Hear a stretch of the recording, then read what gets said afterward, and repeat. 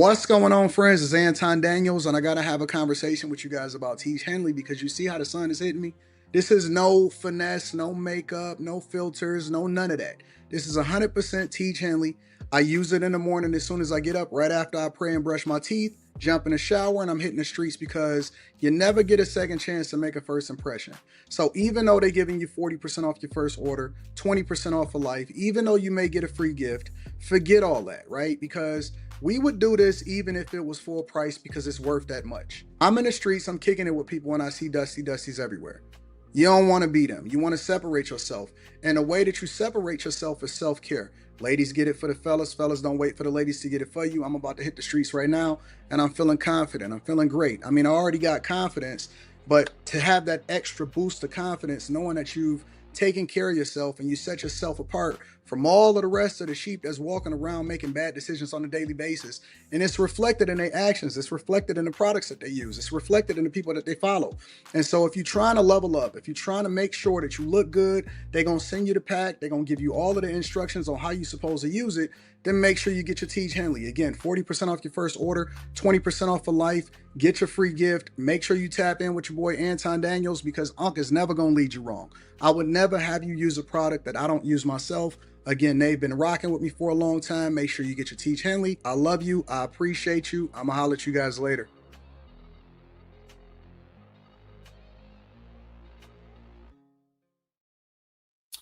What's going on? Is Anton from AntonDaniels.com. Is that gray? What is it? That's gray. Oh my God. I don't like that. I got to get that fixed. So what's going on? Is Anton from AntonDaniels.com. You don't, what you mean? Sabrina, you don't know how to feel about this cover.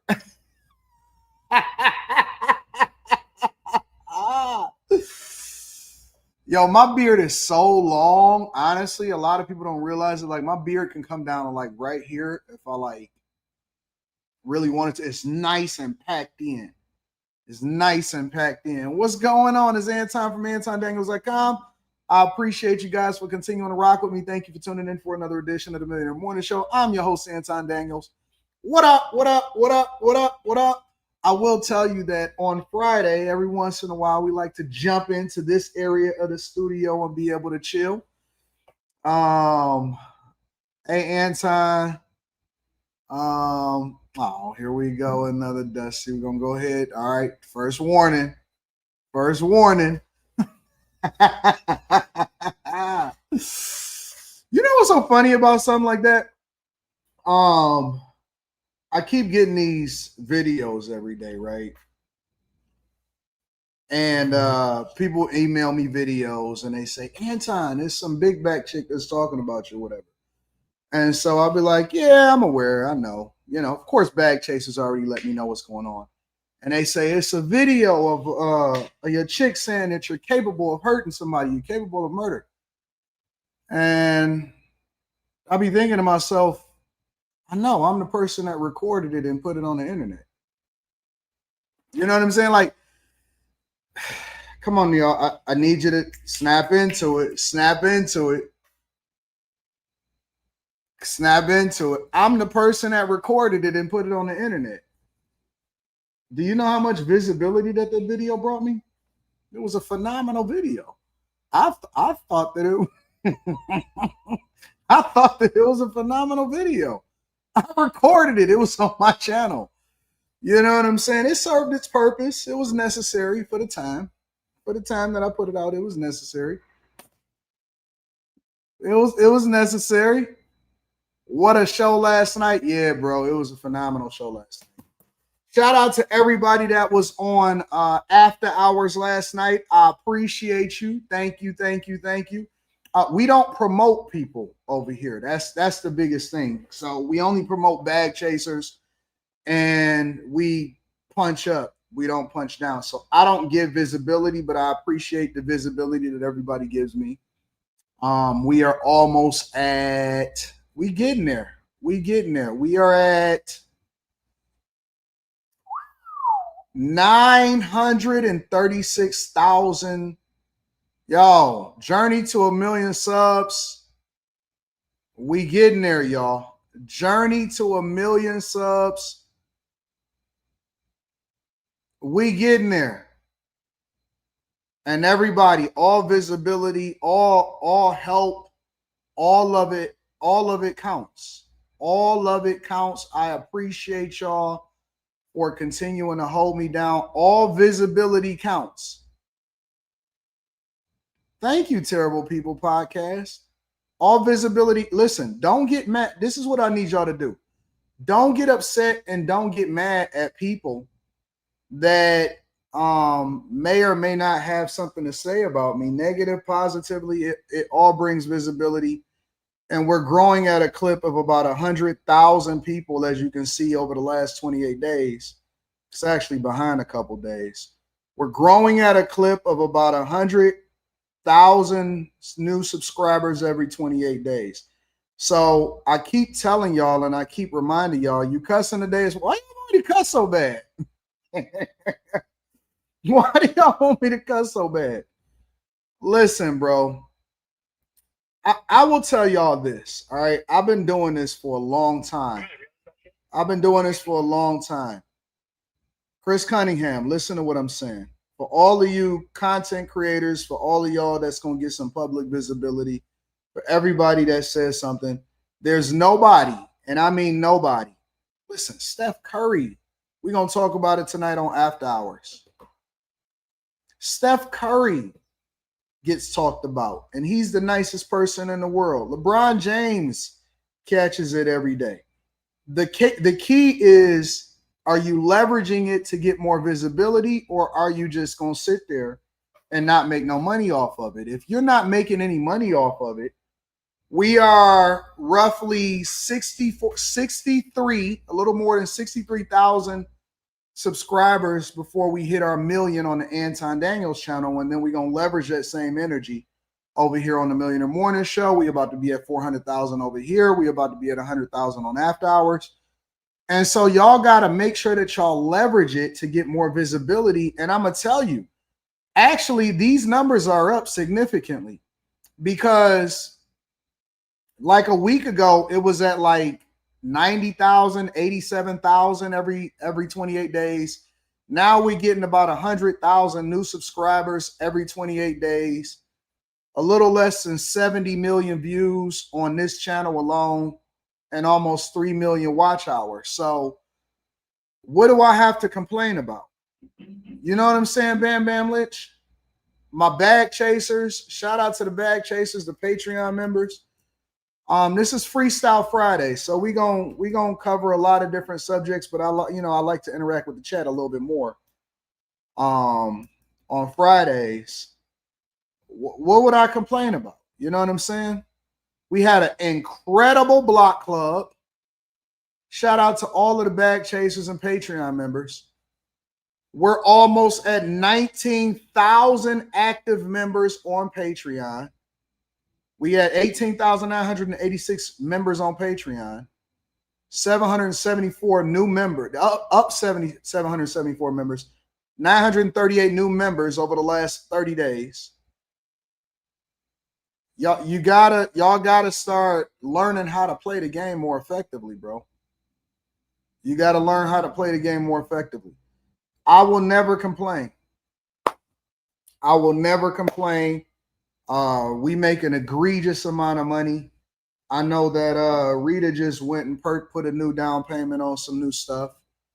I think she might have ordered the new G-Wagon, the G63.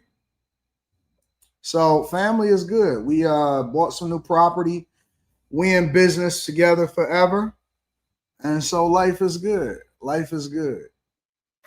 What? Y'all like my thumbnail? I thought my thumbnail was pretty awesome. I thought my thumbnail is pretty awesome.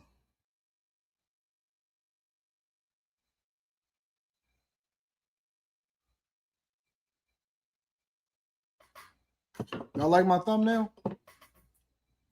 Yeah, so I keep forgetting I got this up there. Yeah, so we growing at a clip of about 100,000 new subscribers. Listen, I'm gonna be honest with you. I'm not really even tripping about the million. I'm really focused on. I'm focused on 2 million. Is that fair to say? I'm not tripping about the million.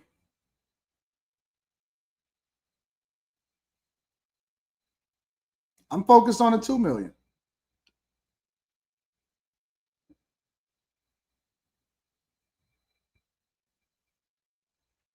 Real talk. The 2 million is what I'm kind of focused on.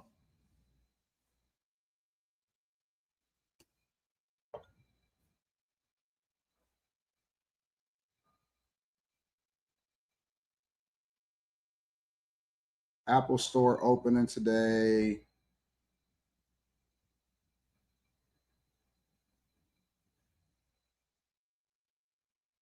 Yeah, the Apple Store is opening up today also in downtown Detroit. So I might be over there. Maybe I won't tell y'all where I'm going. Maybe I won't tell y'all where I'm going. Maybe I won't tell y'all where I'm going because I don't want people to know where I'm going.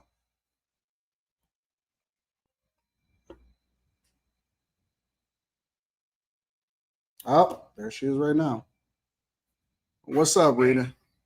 Nothing much is going on. Oh, you're on the live stream, ain't you? Yeah, I'm on the live stream. What's up, babe? Sorry. I didn't even think about it. Hold on 1 second. Hold on 1 second. Give me a second. I gotta set this up real quick. Give me 1 second.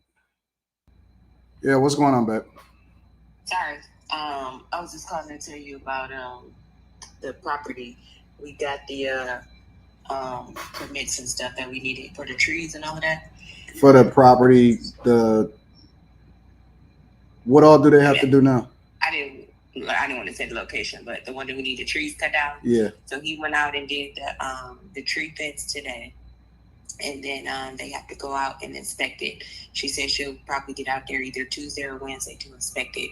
Okay. Once it's inspected and she make sure he did it right, then we'll be able to remove the trees and get started on excavating and all of that stuff. Because the other permit, if I'm not mistaken, is already ready. The actual building permit is ready already. Okay, that's what's up. How you feel? I feel great. What about you? I feel all right. I'm chilling. Mm-hmm. Slow motion. Okay. Oh, why I'm on the live stream? Can you stop telling people that you're doing coaching calls? That you're not. No. Listen. I'm telling the people that in October I want to start getting into the coaching calls, and so I need you to support me on that. Yeah, no. It's not going to happen. But I love you anyway. All right. I'll see you tonight. Have a great day. Bye.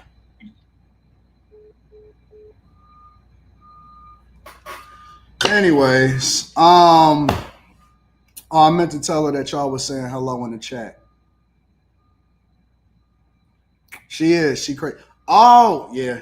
Rita is getting her general contractor's license also, y'all. So if y'all gonna want her to build y'all a property, we setting up a new I'm gonna do coaching calls. Don't listen. This is what I need y'all to do. Don't pay attention to nothing that she's saying when it comes to the coaching calls. I'm going to be doing coaching calls. So you want to do a coaching call with Rita? I will be doing coaching calls, so don't worry about that part. I'll handle that tonight. I'll fix that. And so everything is good, all right? Oh yeah, she's getting her general contractor's license, so she's studying for that. No, I'm not. I'll believe it when I see it. I am going to be doing coaching calls. Oh my God. Get out of the chat. Get out of the chat. Get out of the chat. We don't need you in the chat. We good. Get out of the chat. We good over here. Anyways, what we talking about today? Oh yeah, Apple Store is gonna be opening, but I want to go to the open at the Apple Store before we get started with the show. I see we got over 1,000 people in here, so we about to get started with the show. I want to do. Can AD come out to play? I want to go out to the Apple store, but I already ordered my iPhones. Do y'all know how much I paid for my iPhones? I paid 76 cents for my iPhones.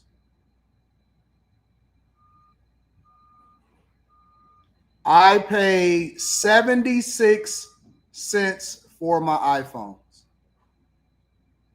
That's a fact. I ordered 2 iPhone Pros and I paid 76 cents. No trade-ins. No trade-ins. No trade-ins. I paid 76 cents.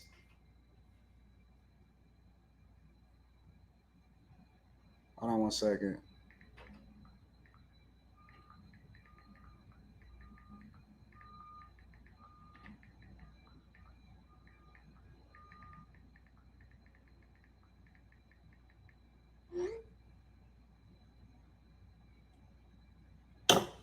For my iPhones. They say I want to see it. They say I want to see it. Okay, well, I'll show you the 7. How am I scamming? I paid 76 cents on my iPhones. Oh, that's not the one. This is the one.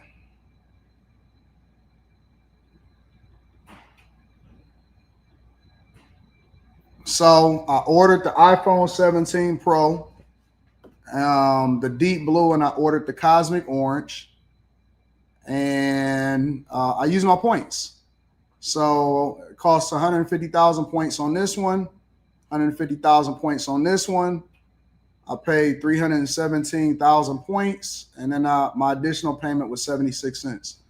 So no trade-ins, no none of that. I use my points, and that's how I pay for a lot of my stuff. So I don't spend the same type of money that everybody else. So a lot of times y'all see me with the new stuff. You see me getting all of the upgrades and stuff like that. And that's one of the hacks that I live in life. Like a lot of the flights that I take, a lot of the hotels. When I went over to Japan, when I went to Tokyo,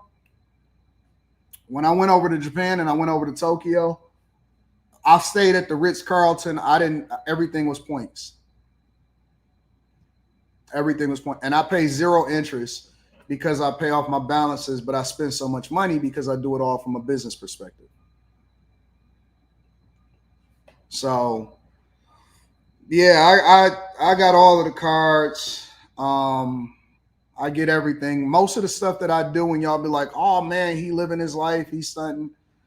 I'm broke out here, man. Listen, I don't have no money. I got $1. I have $1 in my bank account, bro. I don't have a lot of money like that. I got one. My savings balance is $1. That's my savings balance. Savings balance is $1. It's tough, bro. I get it. The economy is bad. Things is going interesting. And so me and the Bag Chasers, we working it out inside of the Patreon. If y'all not a part of the Patreon, make sure y'all tap into the Patreon. Link is in the description. I heard LeBron James said it. Let me see if I can find that real quick. It's Freestyle Friday. Complex. LeBron said he broke. Me too. If LeBron is broke, no different than him. Let me see.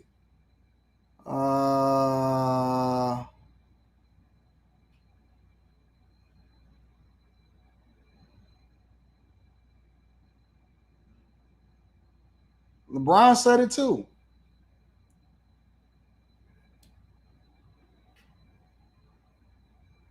Y'all didn't see what LeBron said? We all in the same boat, bro, except for he better than me. And so this is what LeBron had to say. You've been getting money for a long time. And I got more to get. I see. I mean, the richer we see. You know, I got more to get. You know? A quick Google search says that your net worth is $1.2 billion. Now, y'all want me to start lying? Be you. Google search is a lie. That is a lie. That's wrong. Yeah, it's wrong. Is it more? Is it less? Oh, it's way less. Oh. Yeah, it's way less. Okay. It's way less. There's a couple like thousand in my bank. That's it. I got a couple thousand. That's my room key. I am free for me. I'm same thing. Like, if it's good enough for him, it's good enough for me. If it's good enough for Bron to live like that, then it's good enough for me. I am mimicking the greats, right? If LeBron said that I ain't got no money, then how am I any different than LeBron? A lot of people don't even really understand the game, bro. People don't understand the game. And it's a very simple game to play.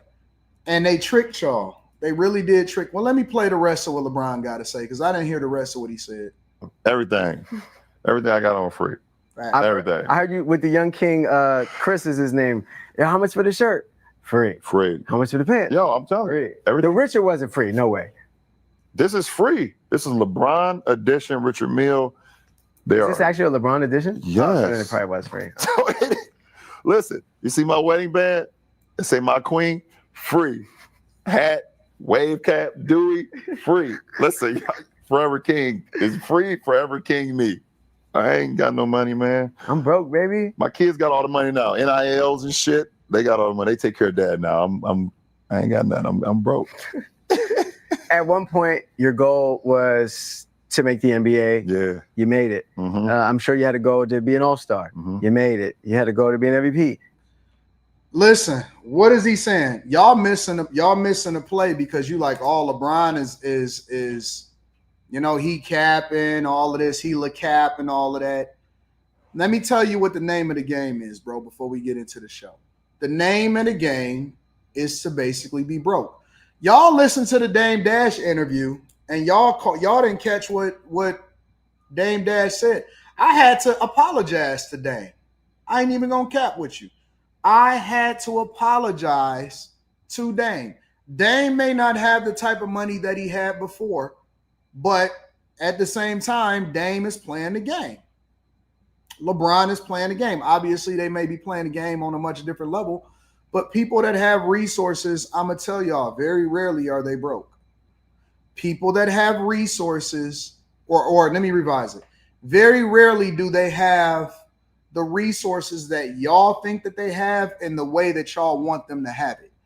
Y'all want people to sit there and be flashing a bunch of money and be, doing the rapper thing and all of that. Most of our clothes is free. I'll tell you right now, this hat right here, this God Loves All hat, this is a free hat. My Bad Chaser hat that I'll be wearing, free.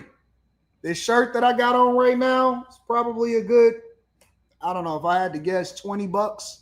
I got on Nike joggers and I got on some Yeezy slides that my daughter bought me for Christmas. Most of the time when you see me rocking my iPhones that I just showed y'all, I paid 76 cents. I used points and I paid 76 cents. I got the best ones. They're available to ship. They come in 2 to 3 weeks. And I paid 76 cents is the difference for my iPhone. And so most of the things that I do and most of the ways that I live my life is free.com, baby. It's 100% free.com. And that's the name of the game. The name of the game is to try to my personal salary. I'm going to be honest with y'all. My personal salary per year is around $70,000 per year. My personal salary is about $70,000 per year. I get paid, after all of the hard work that I'm doing, I get paid about $70,000 per year. That is what I'm going to try to pay taxes on. Everything else is business expenses. We have to try to continue to pay employees. We got to make sure that we're making investments. I'm not trying to be the person that's the rapper. I don't need that no more. I done already lived the life. I done did everything that I wanted to do. I go where I want to go. If it's not a business expense, if I'm not spending it on business, if I'm not spending it on my daughter, if I'm not spending it to make sure the people in my life is, better, I don't really care about that. It's not about how Listen, it's not about how much money you make. It's about how much you keep and how much you invest. It's not about how much money you make. It's about how much you keep. Your goal every single month, my goal is to drive towards being broke. Every dime that I get, I spend it. And if I can't rock it out for free, then I don't want it. That's the name of the game. See, we've been sold on keeping up with the Joneses. We've been sold on the idea that you're supposed to, listen, I get text messages every day from Rita. You know what she give me text messages about? Updates. Updates. Hey, listen, the lots is updated. This is Rita every day. Lots updated, assuming the farmland. The hood and the mixed bag. Lots appear to be 70 by 300. So the lots and the options. Let me know, Anton, your thoughts. Draper contracts. I can scroll up a little bit more. She's sitting there giving me updates and saying, hey, listen, this is yesterday. This is literally Rita yesterday. I say, tell the contractor to call me. Then she sent me the pictures. Yes. Yesterday. Draper Culvert. This is literally yesterday at 4:33 p.m. Sending me pictures of her doing her job. Of doing what she's supposed to do. And so she on the site. She on site. She making sure I write the checks. She makes sure she built the properties. And we take care of business. And then we do what we do. And so, again, the goal for me is just to build. If it ain't about running up a bag, if it's not about legacy, if it's not about my daughter, if it's not about putting more money into her pocket, if it's not about running it up, you get it, Monique. We playing the wrong game, y'all. I was telling them, I ain't gonna tell y'all what I told them on Block Club on the Patreon. But I'm gonna just tell y'all, like, all money in. And I also was kind of given a little idea of how it is that I think about life, right? And the way that I think about life and the way that I see life is just different from everybody else now. And I think that when you first start really getting money, and so this is why people got to get it out of their system, you want to spend the money on the stuff that's going to impress other people, right? So you want it, like now, if I get a car, I get a car for me. I get a car because it's meaningful to me. Now, if I get a car, I get it because it's meaningful to me. I don't get it because I need to impress people or get a girl or any of that type of stuff. And I believe that we've been finessed into thinking that that is what life is about. That is what money is about. That is what generational wealth is about. No, at some point, you want to get to the point where you get a family office. Bro, listen. I'll break it down to you like this. Look at Trump.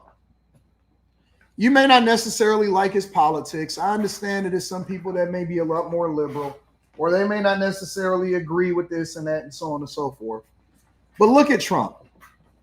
Trump said the other day, they tried to question him about his net worth. And he said, listen, I don't know nothing about that. My kids is running everything. My kids got everything. My kids take care of business. He said, I don't know nothing about that. My people around me is the one that take care of everybody. Trump walks around in a suit and a tie. His entire life, he's walked around in a suit and a tie. I'm not even sure that Trump owns a personal car. I'm not sure that Trump owns a personal car. Now, I love cars. And so that is like a hobby for me and my daughter. I'm not even sure that he owns. Why do we need a personal car and he's getting chauffeured around every single day in the Beast? I'm not sure that I even got anything in my name. If something is in my name, then usually it's in my name temporarily until we get it sorted out from a legal perspective. And then we move it over into something else. Y'all got to start thinking differently about money, man. And I think that a lot of it just comes from the circles that you in and the people that you surround yourself with. Y'all surrounding yourself with people that have to spend money in order to try to impress people. I'm hanging around people that got resources and access to capital. Look at the words that I'm using. Y'all hanging around people that got to spend money in order to impress people. And so you feel the need to have to do that. I hang around people that have access to capital, meaning that I can get a hold of $100 grand, $200 grand, $300 grand, $400,000 without even blinking. If you get to the point to where you can get a family office, I got multiple different offices even inside of this building right now. I got the office, I got the studio, and then I also gave the Patreon members a little bit of a tour a few months ago. And then I got the construction part, you know, where we do the real estate and building the houses and stuff. We got that, and then we also have the family office over there. And so when you get to the point to where money is not really the goal, but the goal is to make sure that everybody else is straight, then all you need is access to capital. That's all I need. I don't really care about anything else. We playing the wrong game, y'all. We've been playing the wrong game for a long time. For a long time. I don't need money in my bank account. I just need access to capital.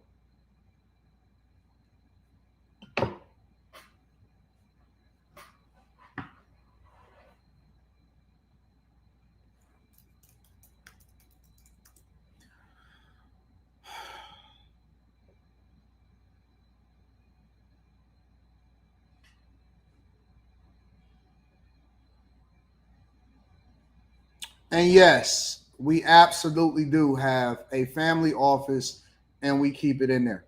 And a lot of people don't even understand what a family office is. That's where you basically strategize on exactly how to preserve wealth. Right? When I say that, yep, we've made the decision to give scholarships back to people in my high school that I graduated from. That's where we strategize at. Asset management, wealth, transference of wealth, making sure that things are in the right names and in the right trusts. That's what we focus on. We focus the majority of our you know, what it is that we got to do into making sure that we do everything and everybody is taken care of. Okay, what is this person dealing with? How is this person set up? How do we set them up for success? How do we make sure that the grandkids is taken care of? How do we make sure that mom's is always going to be straight? Where is she going? All of that stuff. And so, you know, absolutely all of that is happening inside of the family office. That's exactly what it is. If you're not moving that way, listen. If you getting money, shout out to all of my people that's getting a lot of money, because I know it's a lot of entertainers. I know it's people that rock out with me. I know it's a lot of people that watch this. And we're about to deep dive into the show. I just thought that LeBron James clip was beautiful. And I'm adding context. If everybody that's in your family ain't got a house that's paid for, but you getting money, you're not doing it the right way.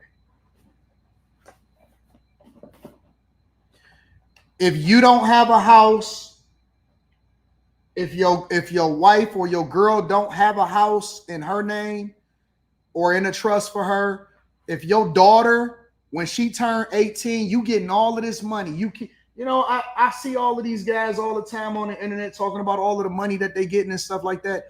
Bro, if you getting that type of money and your daughter is not 17 or 18 years old and they don't already have a house for themselves in their name, then you doing it the wrong way. If your kid turns 18 and you can't add them as an authorized user on your cards with a low utilization rate that basically gives them an 800 plus credit score the minute that they turn 18, and you getting all this money, don't talk to me.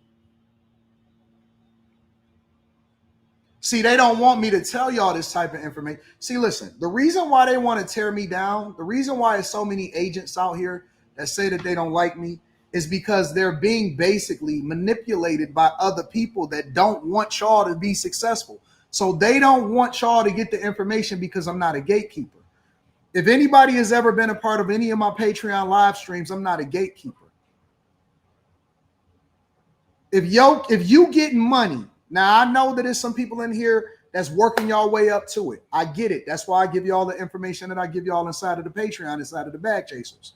That's why I tell y'all how y'all need to move over the next 3, 4, 5, 6, 7 years. You need to use that as your inspiration. And I give you the insight so you can get there. I give you the blueprint of how to get there. If your kid, if you out here running around in the Mary Jeans and Chrome Hearts, if you got a bunch of cars, but your kid ain't got a house in their name, if you don't have a life insurance policy that's $5 million or more, but you doing all of this and you getting all of this money, you ain't getting no money. You just keeping up with the Joneses. You the same way as the people that make $100,000 a year, but they still living paycheck to paycheck. If you getting that type of money, your child should be having a property. Your girl should have a house in her name, and she should have a rental property in her name also that's paid off. If anything was to happen to you and everybody still ain't straight to where they got to be out here struggling, that's a problem. If you don't have a will set up, if you don't have your family office governing things, if you're not allocating resources, I'm going to be honest with you. I'm relating more to Dame, and I don't know what his financial situation is, but the way that he's talking is accurate because that's the way that I got my family set up. Brothers, let me check on y'all. Hey, we all need to. Do you know that me and my family have a family meeting on a regular basis?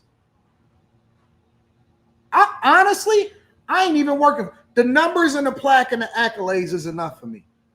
Now I'm working to make sure that everybody else is around me is straight. And now that all of the family and stuff is all good and everybody is taken care of, now I'm working on the people that work with me on the live streams.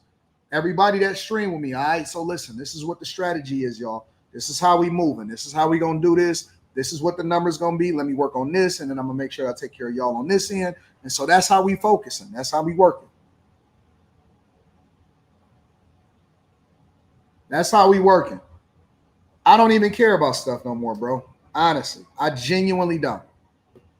So, you know, they'll everybody is an armchair quarterback, and that's cool. And we want them to do that because we want to continue to promote ourselves. AD, what if your kid is independent like you and doesn't want handouts? I'm gonna read super chats also shortly. Doesn't want handouts. My son refuses handouts, and he's working on making his own fortune. That's a good thing. This is what you do. You let him go through it, but then you basically continue to set him up on the back end. My daughter was the same way. I think she caught it a little bit earlier, and so now she just like, Dad, I just want to figure out what it is because she understands the vision now.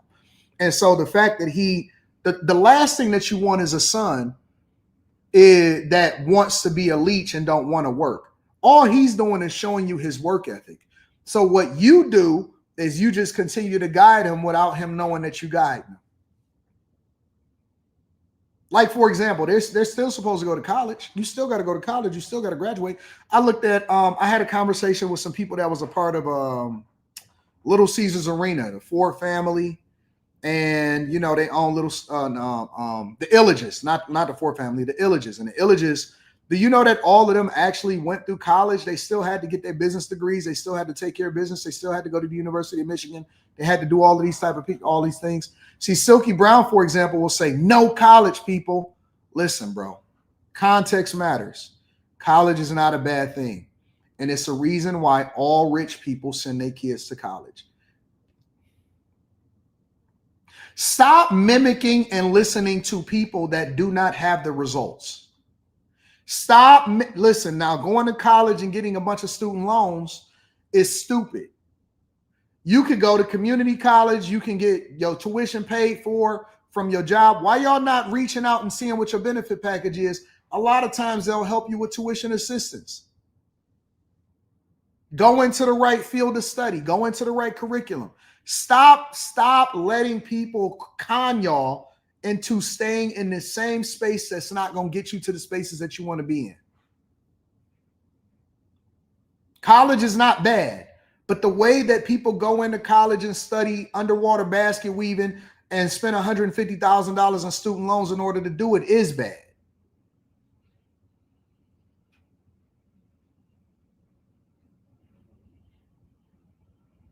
Y'all don't want to hear that no more? Okay. All right. Well, we can move on. We can move on. My daughter gave me a whole list of colleges that she applied to. And now we working on narrowing it down, making sure it's local, making sure she right here, and we taking care of business. But anyways, let me go ahead and read some of the super chats and see what's happening out here in these streets.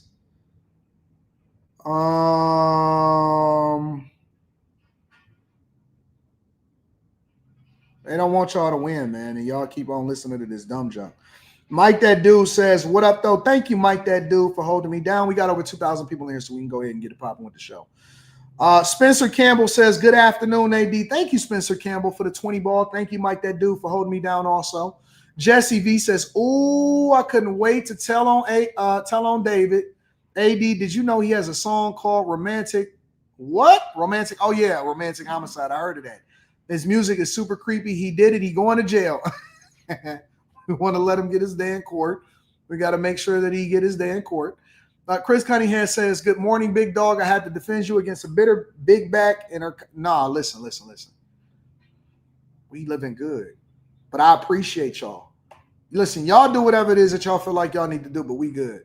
I would say the name, but I don't want to bring visibility. She said you cheat on your wife with Mika. Well, I don't know if Mika know about that. Do Mika know? Do Mika know that I'm cheating with Mika?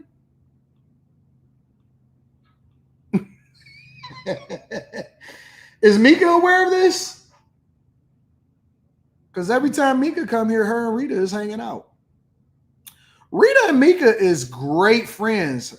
I would have you guys to believe. A lot of y'all may not even understand that. Rika. Mika is good friends. Carrie, Kim, all of them, they love Rita. They all got her phone number. They talk on the phone occasionally and all of that. But no, listen, Chris Cunningham. This is what y'all not understanding the game, bro. And let's do it like this also. Let's do it like this also. What if I was cheating? Then what? What if I did everything and then what? Chris Cunningham. And then what? What if I do everything that I want to do? And then what?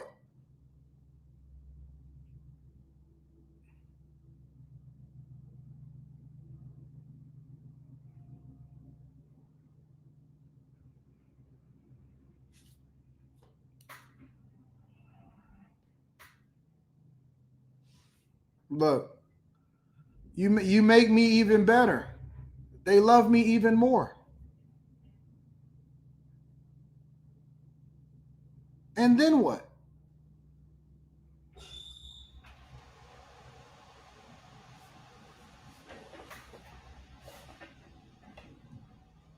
Okay, yeah, sure. Yep. Now what?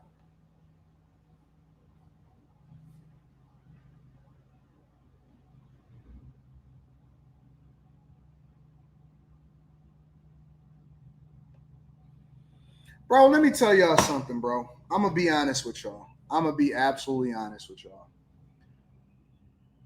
These people would love to be my hoes. This ain't the scandal that I'm planning. I'm planning another scandal. These women would love, bro, if you don't think that these big backs would love to be over here living this life, they trying to get signed to the team, my nigga.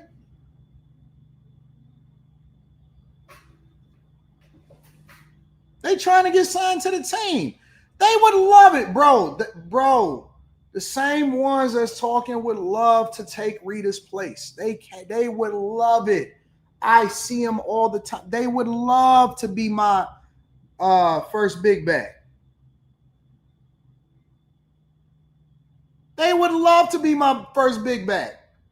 What you think that? You think that anything would change? You think that bro, do you know what Derek Jackson's biggest problem was? Do you know what Derek Jackson's biggest mistake was? Derek Jackson's biggest mistake was apologizing.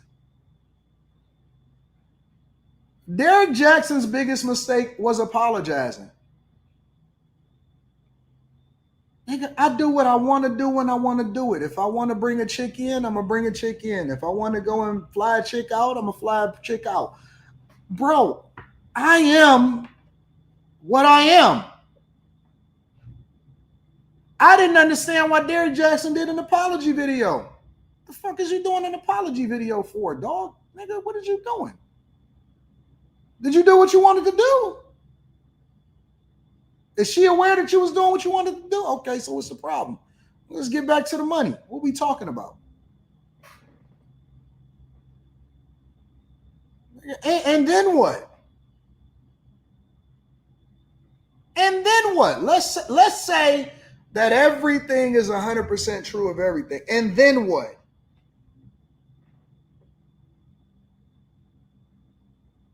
The numbers are still going to number.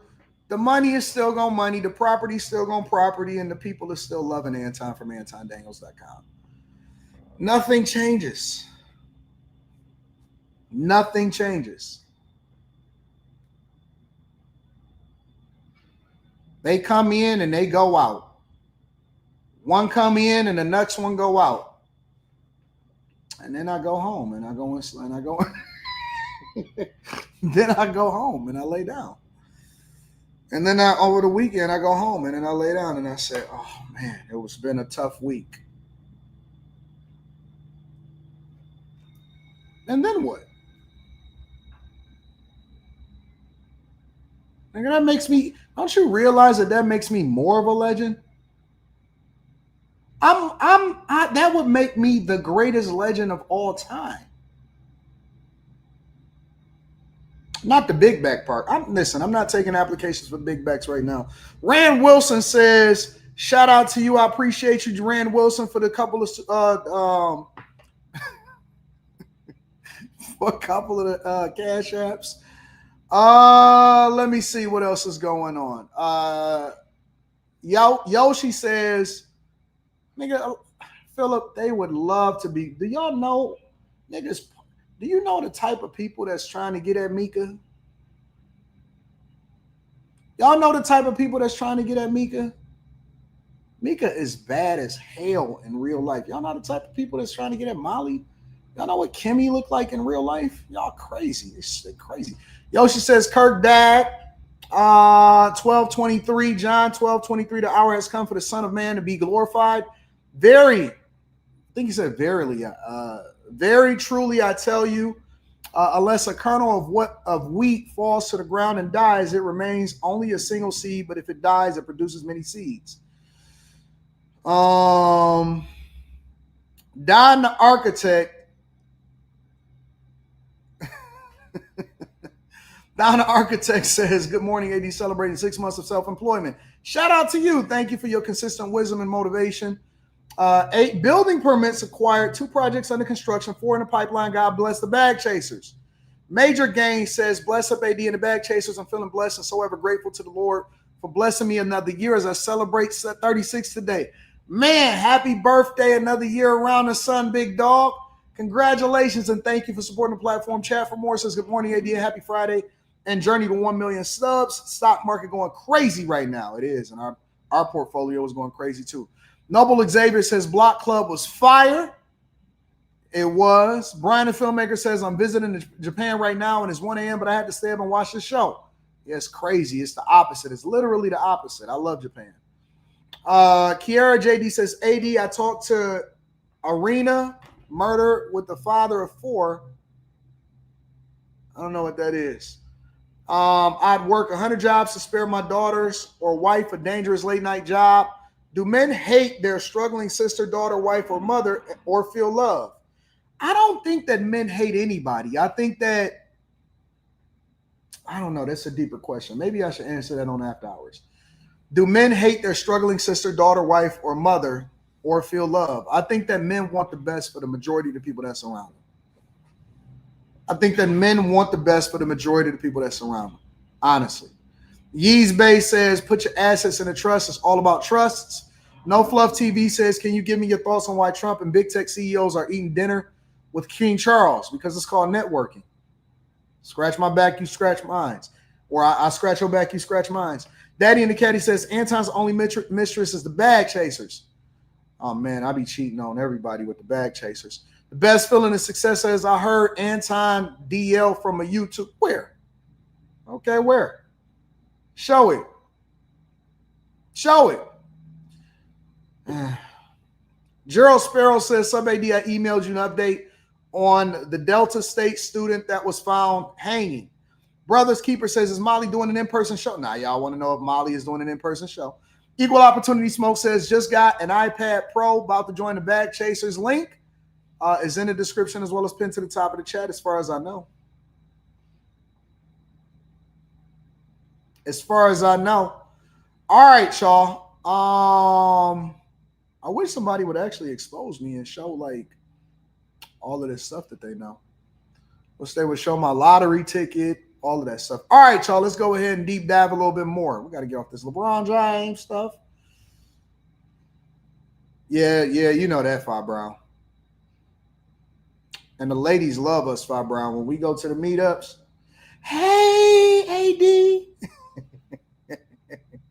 Hey, AD. All right, y'all, let's get into it. So where y'all want to go first? What story y'all want to talk about first? Oh, Jimmy Kimmel. Y'all want to talk about Jimmy Kimmel?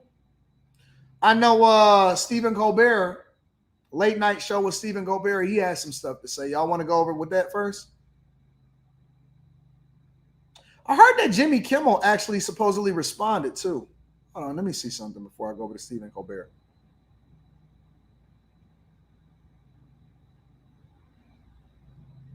Oh, Jimmy Fallon. Jimmy Fallon responded. All right, so let's go over to Stephen Colbert. We know he getting canned, so he don't feel like he probably got much to lose. And then we'll go over to that, and then we're just going to play it by ear, and I'm going to let y'all determine what it is that we talk about on the show today. All right?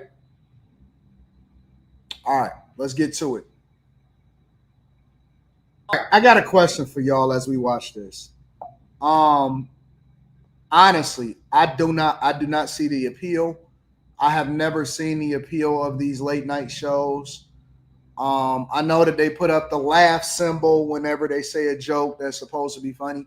I don't know why do they even have an audience whatsoever? I just don't get it, bro.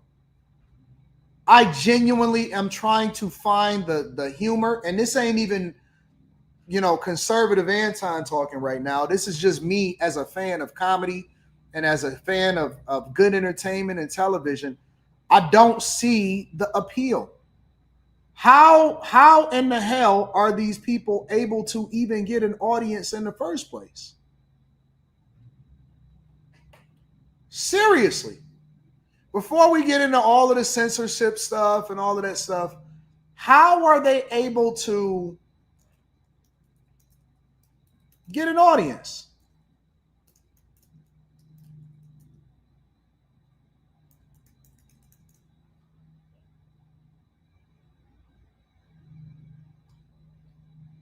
I don't get it. I genuinely don't get it. Let's see more. Maybe he got something else that we're not aware of. Funny, bro. None of these people stood up against censorship when Trump was permanently banned. Nobody. Nobody stood up for Trump when he was permanently banned. Everybody celebrated. Everybody said this is necessary.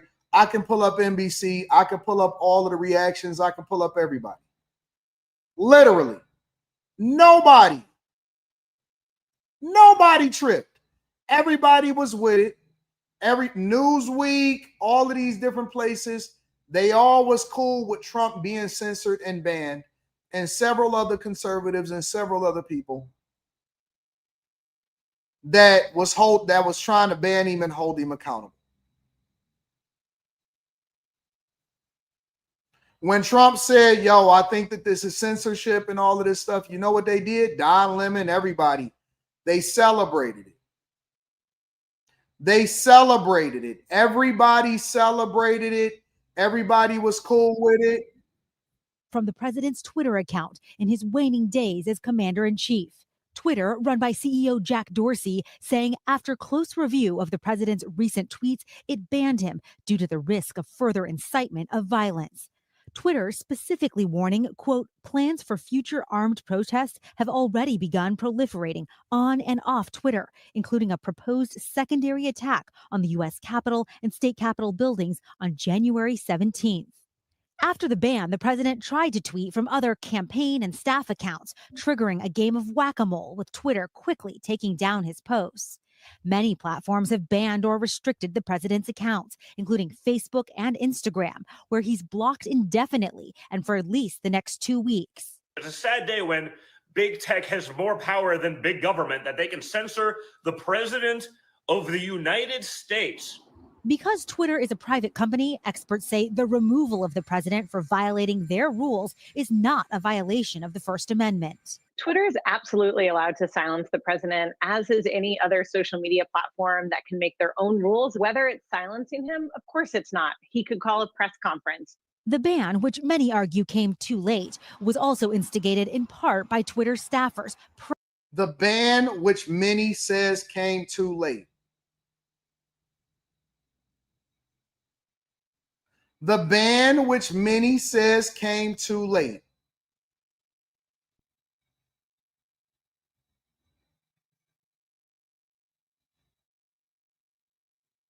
Trump and his family, including Deutsche Bank, which has been his biggest lender. New York City has also dumped Trump. It's severing all contracts with the Trump Organization, which operates a carousel and skating rinks in Central Park, as well as a golf course in the Bronx. The deals are worth about $17 million U.S. a year. Now, social media sites have also distanced themselves from Trump in the wake of the Capitol Hill riots. Some of the biggest players, including Twitter and Facebook. But some are criticizing the crackdown by the tech giants, calling it censorship and a violation of the First Amendment rights in the United States. For a closer look, we're joined by Gene Policinski with the Freedom Forum, who joins us from Indiana. Thank you so much, sir, for joining us. This opens, of course, a big discussion over censorship, free speech, free expression here in Canada under Section 2 of the Charter of Rights. This has been challenged in some cases. Trump, many of his supporters calling it censorship. Talk about the potential legal implications of these social media sites banning them. Good morning, Anthony. By law, actually, the social media companies have every right to decide what they're going to carry on their websites or their social media sites. They're a private company. So back then it was okay. They're a private company. It's okay. You can do what you want to do, right?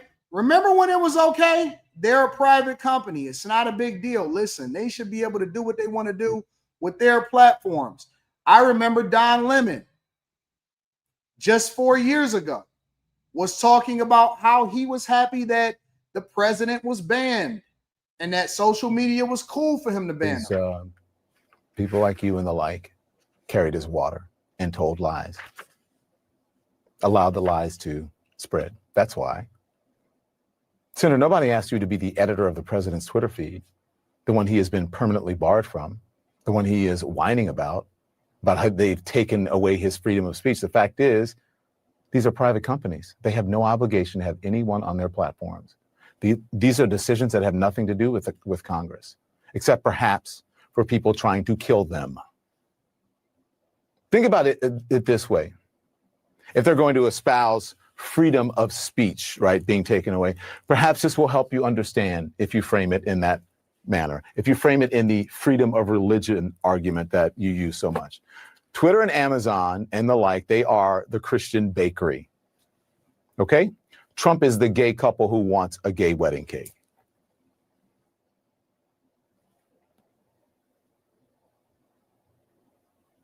First Amendment. Congress shall make no law respecting an establishment of religion or prohibiting the free exercise thereof, or abridging the freedom of speech, or of the press, or the right of the people peaceably to assemble and to petition the government for a redress of grievances. That's what it says. It says nothing about Twitter or social media. The Congress. Don't get it twisted. Stop using that argument. It makes no sense. So it was cool, right? Because I want to make sure that we're all on the same page. ABC and Disney are private companies, right? No.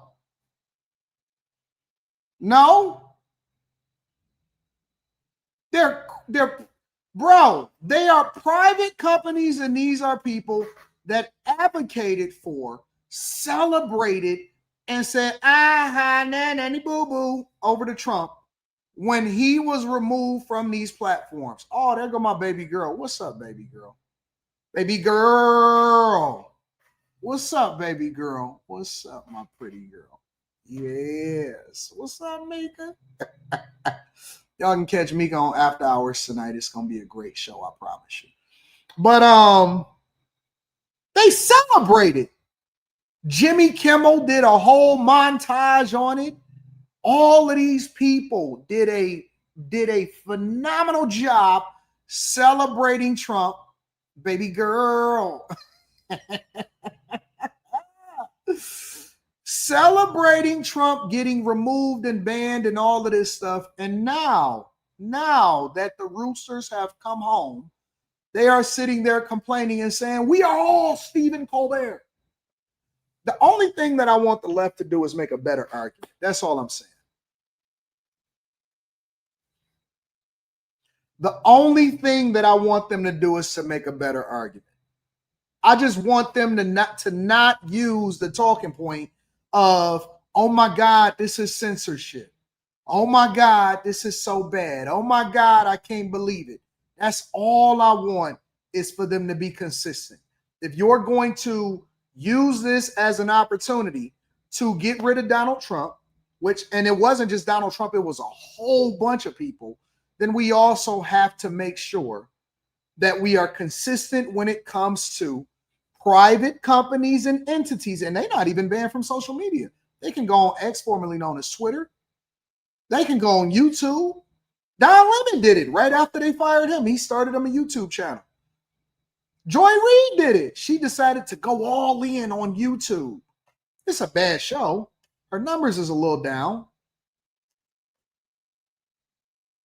Thank you. See, even Eric objectively said the left did start this cancel culture.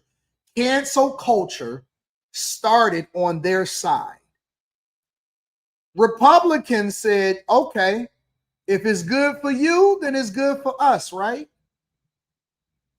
And so now we are in a space where this is why I do not believe in censorship. I say it in my chat. I say it against people that I don't necessarily care about. I say it against people that I think is a straight up enemy, but I say, you know what? I don't believe in them dying. I don't believe in them going to jail, and I don't believe in them not being able to feed their family. And I do not, under any circumstances, believe in censorship. I do not. And they say, Anton, but they said this. Anton, they said that. I said, but it's plenty of people that don't necessarily care for what I say. And so I would not want somebody to try to stop me from what I'm saying. And so I don't advocate for other people to be removed from their platforms. I don't advocate for people to be doxxed because I wouldn't want it done to me. But see, the left, they got this weird thing. They got this weird thing that they got going on. And this thing really is, I'm going to do it, but don't do it to me. I'm going to celebrate you losing your platform, but don't do it to me. Why is it okay for y'all to celebrate and cheer and get people removed from platforms, and then y'all all of a sudden feel like y'all getting censored?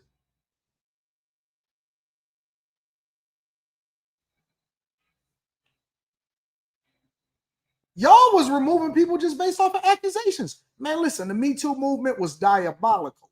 The Me Too movement was diabolical. It was people that was like, believe every single thing that a woman say, even after she's proven to be a liar. Believe it all. Believe it all. Take him away from his job, remove his ability to be able to feed his family. They was kicking people off of platforms. They was kicking people out of their jobs. They was firing gas, firing men. Come on, man. And this is the game. This is the dangerous game that you play. When you jump out the window, sometimes the person may grab your arm on their way out and take you down with them.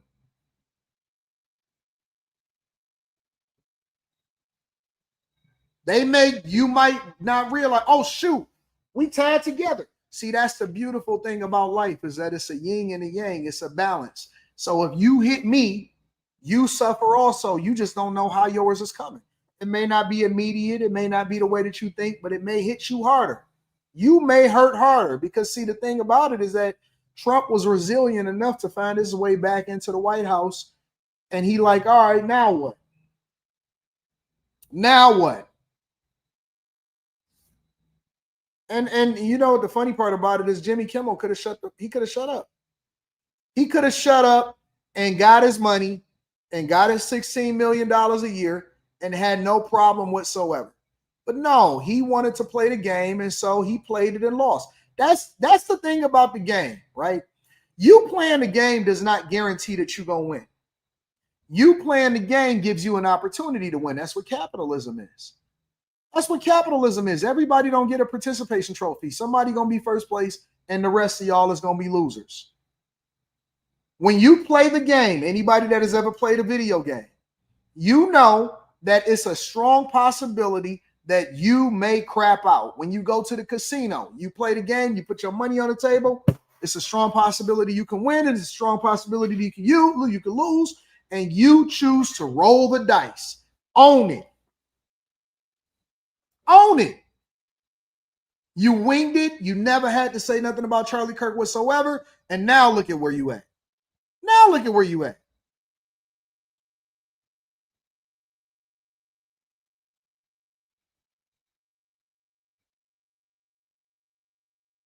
And shout out to my guy. And I'll tell y'all this too. One thing about me is that I don't switch up. Shout out to my dog Brian McKnight. Just hit me up. Just sent me a text. Yo, they said, and I heard that Anton is friends with Brian McKnight. Absolutely, I am. That's my guy. That's my guy. I don't switch up just because you feeling some type of way about it. That's my guy. That is my guy. All day long. We talk all the time. That's my guy. If he needs something, I'm there for him. If I need something, he there for me. Shout out to my dog, B. McKnight. Might have him singing my birthday.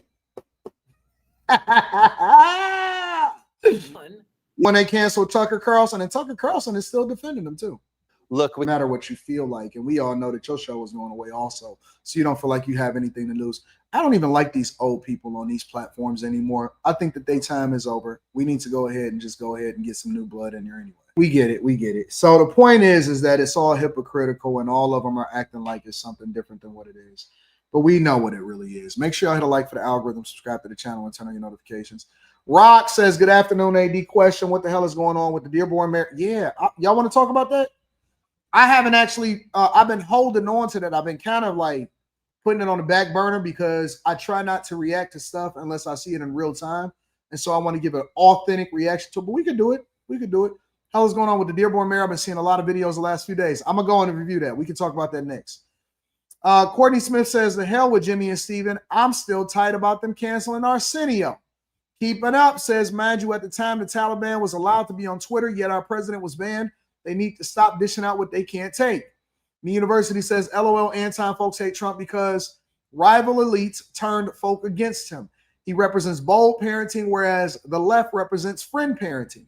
Equal Opportunity Smoke says, leftist hypocrites, rules for thee, but not for me. Rich Steve says, liberals are masters at gaslighting. Facts. King Manasseh says, my best friend really tried to hold me accountable for laughing at Jimmy Kimmel losing his job. I'm like, bruh, you ain't seen him do the same thing to Tucker Carlson and people who didn't get the shot. Chris H says, well said, AD, they need to be careful, or they need to be careful of the president that they said. Shout out to you, Chris H. Thank you to everybody that support the platform. Let's continue on with the show. If you have not already, make sure you join the Patreon. Link is in the description as well as pinned to the top of the chat. To be honest with y'all, I don't even really care as much about subscribing here as I do about y'all making sure y'all get y'all bag over on the Bag Chasers. So join the 19,000. Listen, the 400,000 over here is cool. I do like the million over on the Anton Daniels channel. I ain't gonna cap. I need to get this gray up out of my beard. What the f is going on?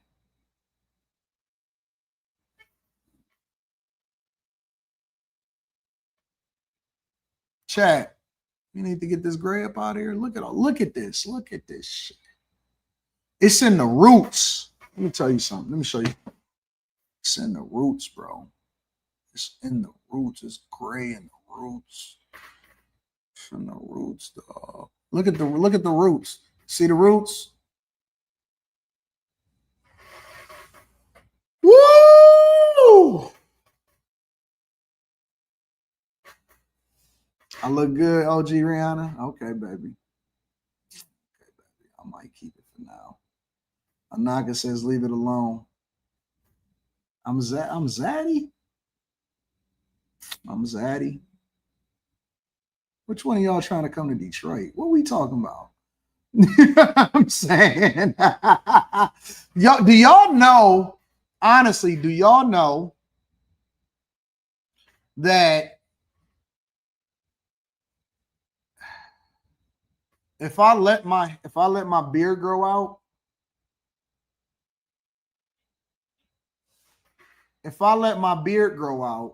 Lyric,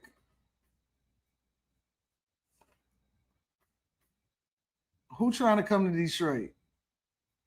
Who trying to come to Detroit? You know what I'm saying?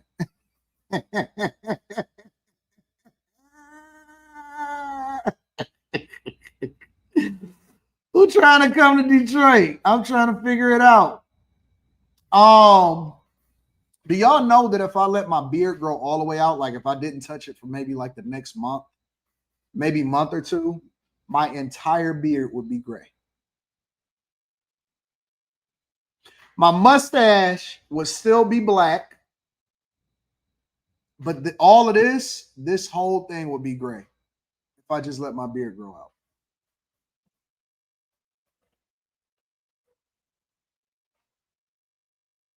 I'll be a silver fox.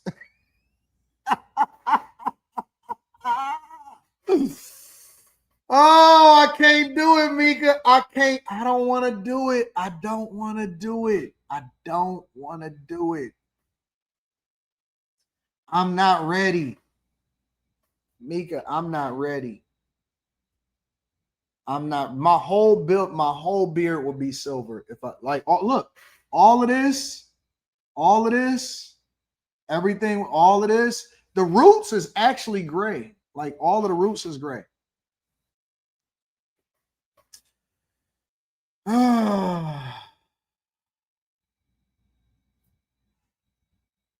It's chrome. I'm not ready, Mika. I'm not ready. Oh my God.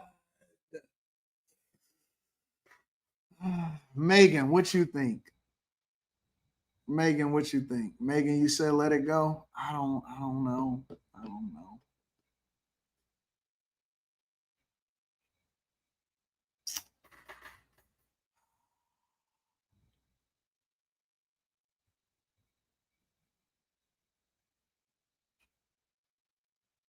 Earl says don't do it. Ashley says she like it. You know, I'm like,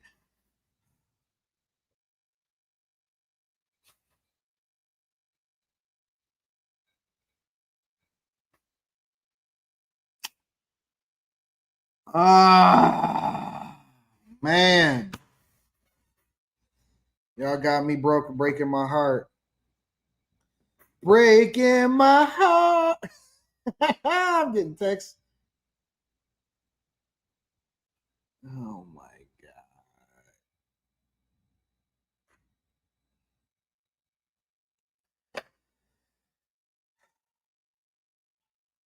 I'm gonna do a poll. Let me do a poll because I'm conflicted right now. I'm not lying to you. I'm very much conflicted.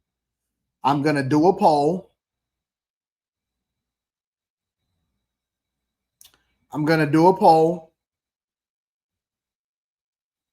And then we're gonna figure it out from there. All right. I'm gonna do a poll.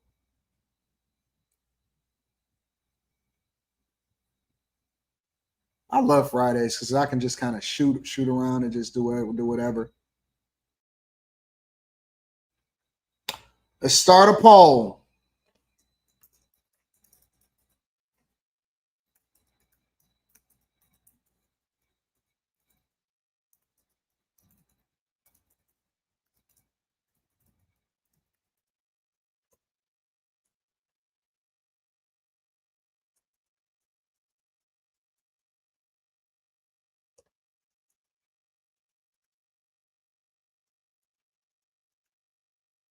All right. I just put the poll up.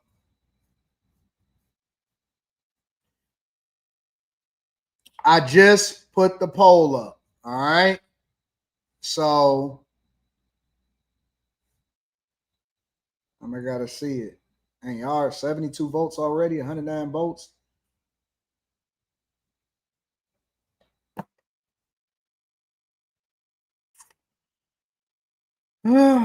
170 votes.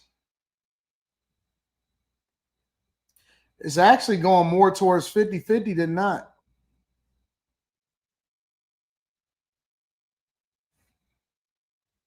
Basically 60-40. I don't think that that's a big enough gap for me to actually justify going all gray. I think I'm gonna get rid of it. Because see, if I go all gray, then I can't come back from that.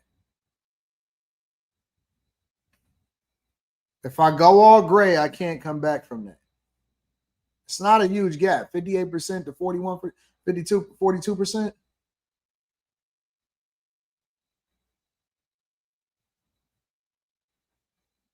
Whoever voting against it must be a man. What's up, sister? What's up, baby girl? Billy Ray Valentine says, happy Friday, ADS Thundercats, the salt and pepper. Us Thundercats love the, y'all like the salt and pepper, Billy Ray? You know I'm a fan of you, Billy Ray, so you can't be saying that to me because I'm listening to you. You know I love you. Mini Girl says, can you clear this up? Are you married or not? Because user flirting is sending me. I can't stand cheaters. Cheating on who? Cheating on you? Listen, I am married, Mini Girl, but let me say this. I have no obligation to you. The only person that you have obligation to is whoever it is that's in this cartoon video with you. All right? So if you don't like me being around a bunch of women or something, then that's a you problem. That's not a me problem, because the one thing that people around me know is that I'm never changing. I never change. Oh, I never change.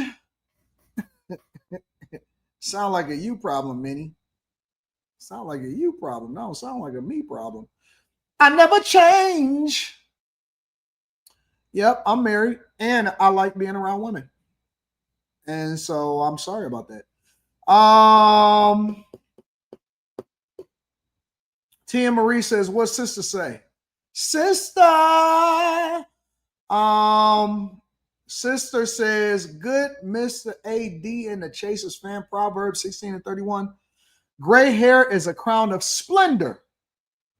It is attained in the way of righteousness, and the glory of young men is their strength. Gray hair, the splendor of the old. Oh, sister, you know I can't not listen to you. I can't not listen to you, sister, because I love you, and thank you for always loving on me and sending me this. Oop Milk says going full gray at 2 minutes. The ladies is all saying go gray. Talking about zaddy and stuff, like, you know me, I got a praise kink. All that zaddy stuff that y'all talking about, don't keep saying that to me, because then I'm gonna be feeling some type of way, and then you. All right, I'm about to take the poll down. Because I can't take it no more. 57%, 43%. It looked like.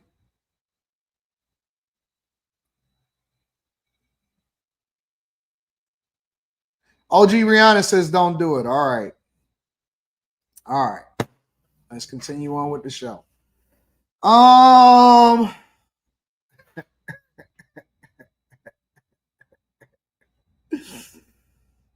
All right, y'all. We got to move on with the show. All right, what did I say that we was going to talk about next? What did I say we was going to talk about next, y'all? I forgot what I said that we was going to talk about. Y'all started saying, oh, Zaddy and all of that stuff. And now you got me looking a certain, you got me feeling this type of way. You know what I'm saying? Got me forgetting what I was going to say. OG Rihanna is real. In real life. I promise you she is. Dearborn, got you. All right, so let's see what this Dearborn mayor is talking about. Dearborn. I'm going to read Super Chats throughout the show. Mayor. All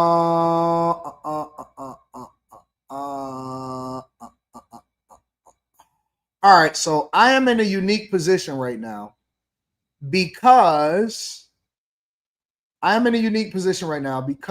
I frequently visit Dearborn. Dearborn is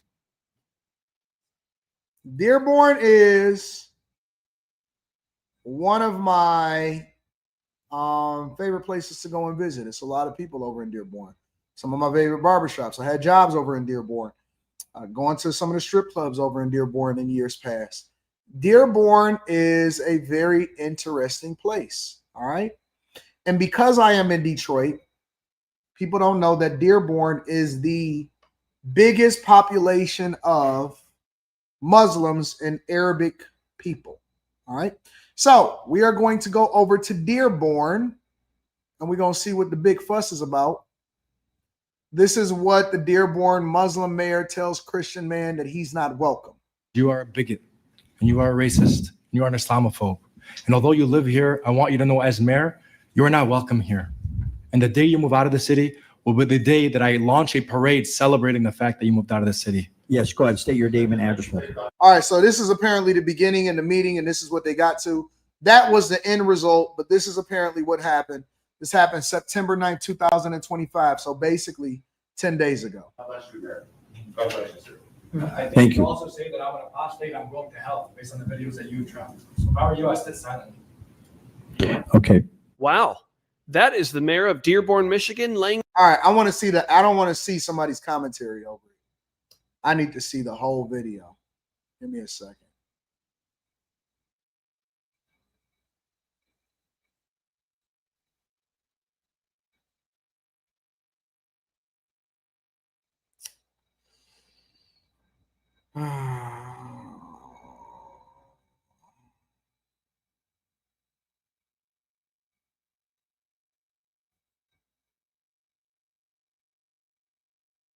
All right, let me pull this up. This will probably be a better one. Our city council meeting doesn't strike you as very exciting, but there's video from a Dearborn one making the rounds on social media tonight that may change your mind. It was supposed to be a joyous occasion honoring a local journalist, but it turned into a war of words between a citizen and the mayor. Fox 2's Lauren Edwards is live with that story. Lauren. Guys, I know most city council meetings are rather boring. They're just, going. All right, so let me go. I found it. There we go. City council meeting. Person that was supposed to be here. She's pretty new, but she's going to be here a little bit. All right, Mr. President, we're at our 30 minutes. No, okay. At this time, I'd like to suspend the rules to get these last two. Is anybody? Can we have a motion? Motion. Okay, motion by Councilman Animus. Rules should be attached to suspend the rules. Thank you, Mr. Clerk. We'll extend the time. So I want y'all to see everybody that's up there. A couple white people, and then mostly Hamoud, Enos, I don't know what that is, Abraham, Al-Sawafi, Sarini. So it looks like the majority of the people. Listen, y'all don't understand what Dearborn is, bro. Dearborn is the largest, and when I say the largest, I mean the largest population in the United States of America of Arabic and Muslim people. A lot of people don't know that, but now that we are in this climate, you are starting to find out that this is what we deal with. And so when you talk about people that has come over into the United States of America, this is a huge population. Hamtramck, Dearborn, they're all literally right next to Detroit. So this is what is a thing. When they come in, they all generally move to the same area, and then you got some over in West Bloomfield and stuff like that. And so, but for the most part, it's a large concentration. Bro, if I took y'all down some streets in Dearborn, let me see something. Here, let me play a little bit of this and see what's going on first, and then I'll take y'all down some streets. We have two more cards. Salsa? No? Did you? Mr. Betterham? Hello, yeah. I would like to talk about the fact that Mr. Just your name, please. Yeah, thank you. I always forget. Okay, Ted Barham, Dearborn resident. And I'd like to talk about how 2 intersections have been named after Mr. Omar Sablani. Oh, I apologize. Okay, start again. Seems like a nice guy. I want to talk about how 2 intersections have been named after Mr. Osama Sablani. I just know him by his last name. Sorry about that. Okay, and so I'm sure he's done a lot of good things for the community, starting the Arab American News. But one thing I'm very concerned about, which I think a lot of people in Dearborn would be concerned about, I mean, I could just read his direct quotations. I'll read a couple of them. These are from 2022. So, yeah, he talks about how Can you tell us what the issue is? Yeah, Mr. Before you start Councilman reading things, can you just tell us what your concern is? Yeah, my Councilman concern is he's a promoter of Hezbollah and Hamas. And, Okay, and then, Mr. Barham? Yeah. And Mayor, correct me if I'm wrong. Thank you, Councilman Abraham, but your point, you're free to address your point, which I just wanted to make sure you're aware. The sign that was placed in that area is a county road and was done by the Wayne County Executive. It's not under control of the city, Dearborn, or City Council. Mayor, is that correct? Repeat that, I'm so sorry. The sign that was placed is placed on Warren Avenue, which is a county road, and that was done by the county. Wayne County did it. It's a symbolic placement. Yeah. The county did it, so they do have. We can get you the list of their meeting, and you could go there and speak to the county. All right, so this is usually what happens. I don't know if this is how it played out in Dearborn, but I know in Detroit and several of the places, if you want to get a street named after you, we have several different streets that's named after civil rights leaders. We have several different streets that have been renamed after different church leaders, which I don't necessarily care for. If you want to get a street renamed after you, all you got to do is basically make a motion, petition the city, and then you got to go out and canvass the neighborhoods. And most of the time, you also just have to get enough signatures and supporters within the community or within that particular block or community. And then what happens is you can basically get the street named after you. And so if you've been a significant force in the community, which I would assume that whatever this name is, it's easier for them to get a street named after them because the majority of the people that live in Dearborn are Arabic. They're Muslim, right? And so he's having a concern and he's saying, listen, this is America. He's being very nice about it. Yep, Pontiac got a Cesar Chavez Avenue, correct. He's being very nice about it, but he's saying, yo, listen, this is America in so many words, and we don't want it to turn into wherever it is that you guys are from or where you came from. Commissioners, but we did not have the authority to overrule that or to suspend it. So I wanted to make sure you knew that. So the Wayne County Commission is the one that approved that. It's the road of the county, and they're the one that placed it. Or you can own a whole subdivision and name it cul-de-sac and name it whatever you want. yes, that's fine. And I did understand that. But I know that there were people in this room who were there at the ceremony for putting those signs up. And also it's in Dearborn. So I'm just speaking as a Dearbornite. There's lots of quotes, but just a couple of quotes here.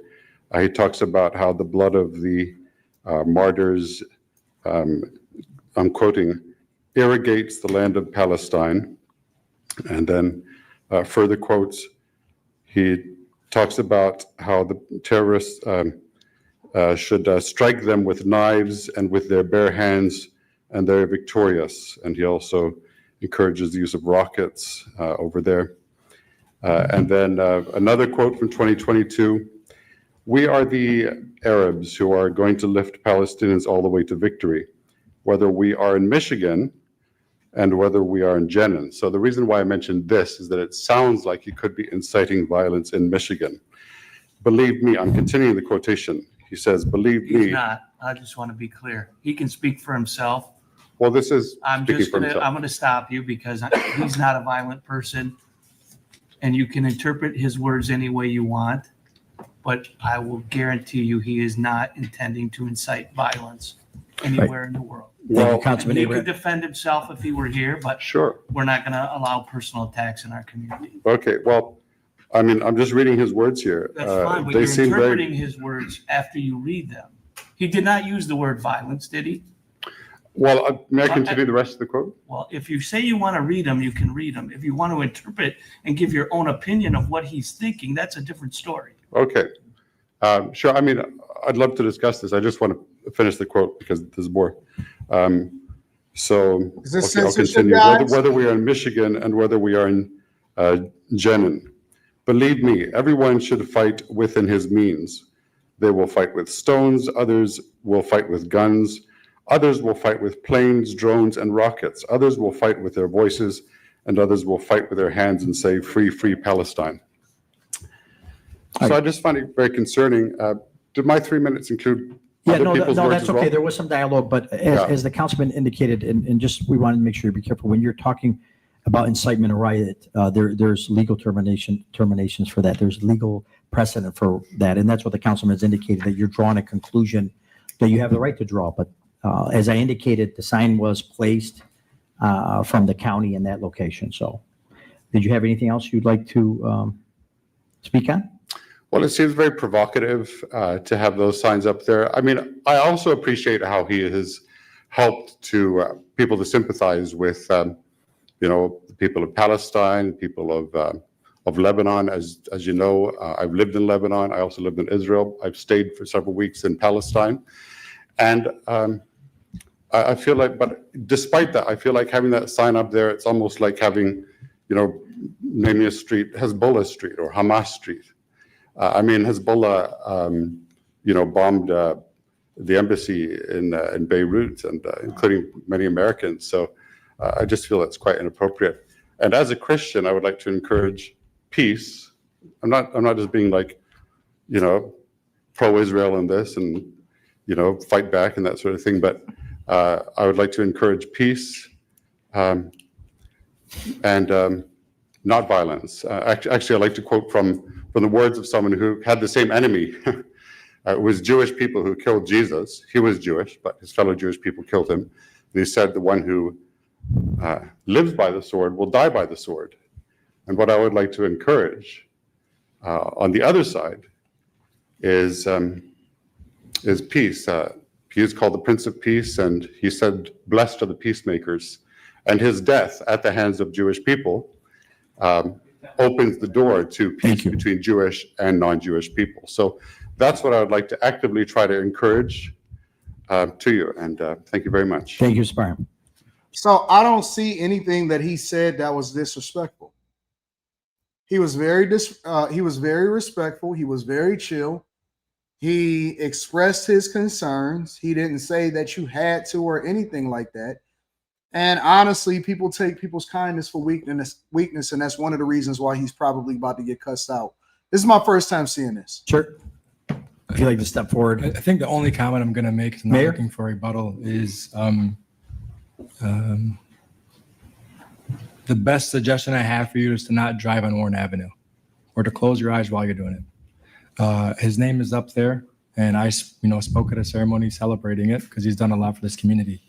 And I think it's quite hypocritical to know that you're approaching this podium when you yourself have videos on YouTube standing in front of my mosque saying the cruelest of things about Muslims, about the religion of Islam, because you are a bigot and you are a racist. All right, cool. I'm so glad that I looked at the full video. This is why I prefer to look at the full video instead of looking at just a clip. And this is a similar, I'm gonna play the whole thing and I want to play it from the beginning.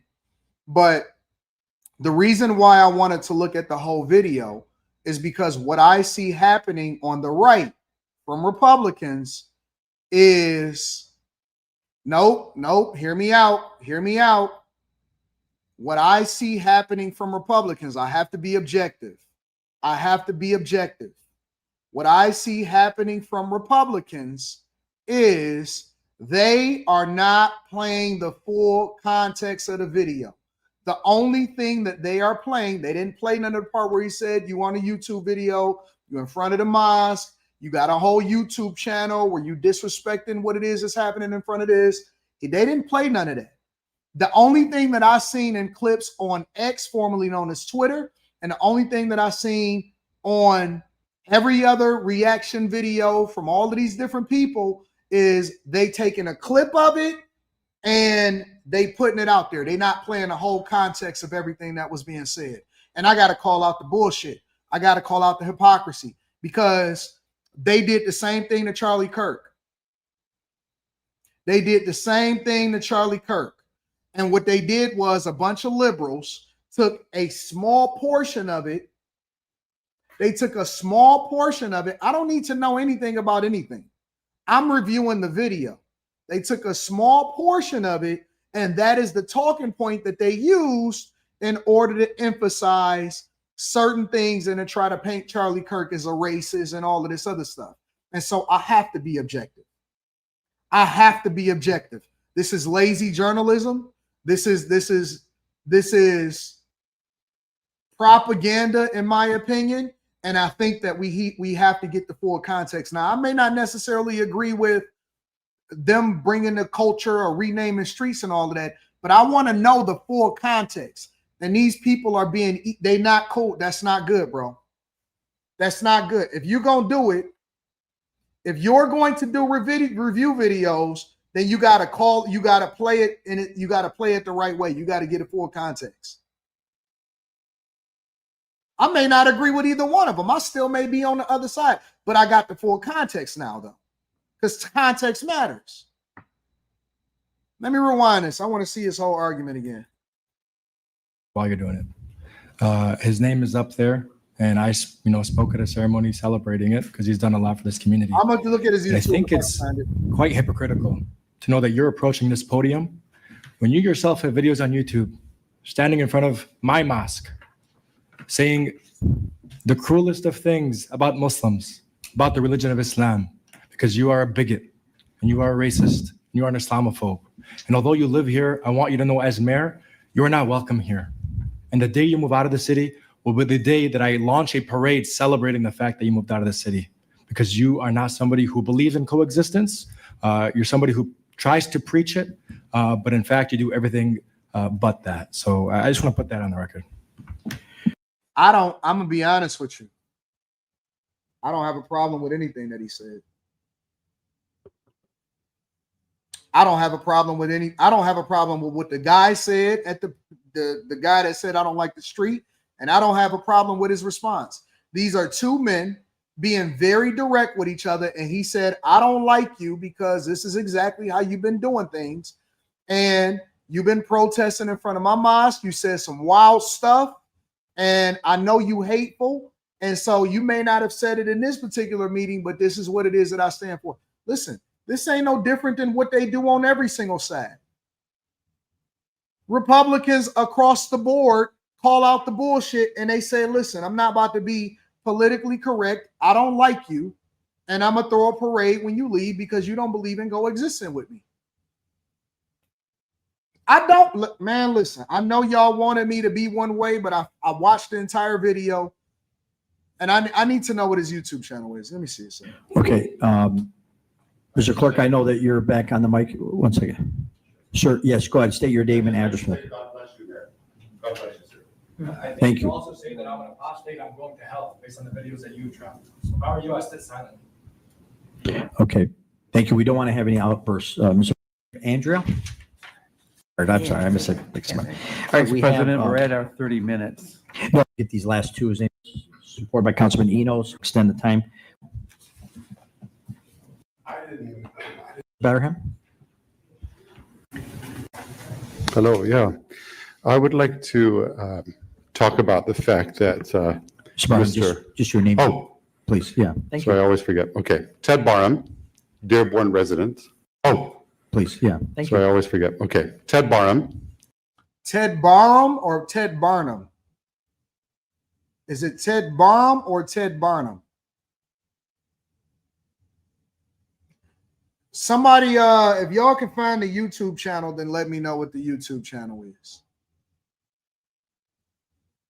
Ted Barnum or Ted Barham? But the last one that happened here in the city of Dearborn, it got heated and exchanged all over this sign that is behind me right here on a guy. But a resident had to say something about it, and so did the mayor. Take a listen. Let me look at Fox News real quick. I want to see Fox's coverage of it.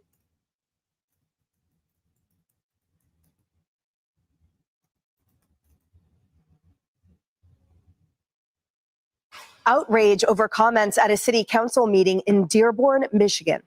The Muslim mayor telling a Christian minister he was, quote, not welcome in the city after the minister expressed concern about a new street sign honoring a controversial pro-Palestine supporter of Hamas and Hezbollah terror groups. Watch.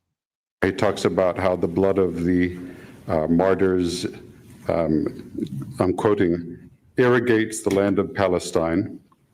And then further quotes, he talks about how the terrorists... You are not welcome here. And the day you move out of the city will be the day that I launch a parade. He shut me down, like you saw. Ted Barnum. All right, let me go and look at his stuff. What'd y'all say the name of his channel is? It is Dearborn Discussions 5659. All right, let me go and find that.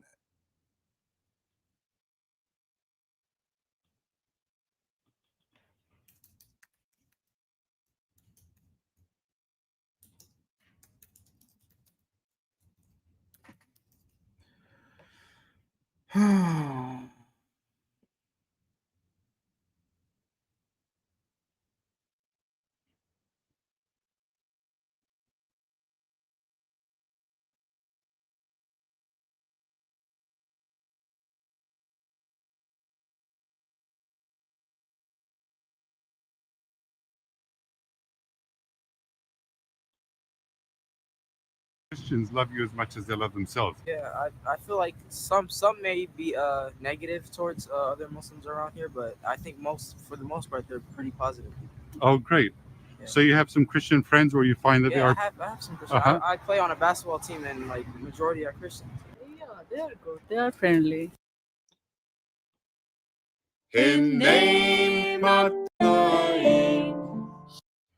This is weird, bro. I was living in Palestine and Israel for a few months this year. Now I'm back in Dearborn. I live here and I have a message for my fellow Dearborn residents and for other people who live in the Metro Detroit area and whoever else might be watching this. Like all of you, I'm so sorry about what is happening over there right now. It was the biggest massacre of Jewish people since the Holocaust. And now, of course, there are thousands of people in Gaza. Would you email me? Somebody said they just emailed me.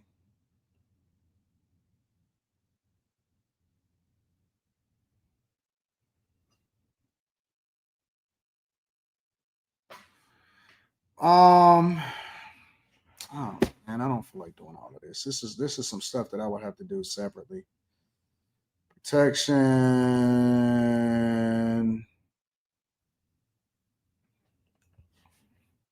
Let me see something.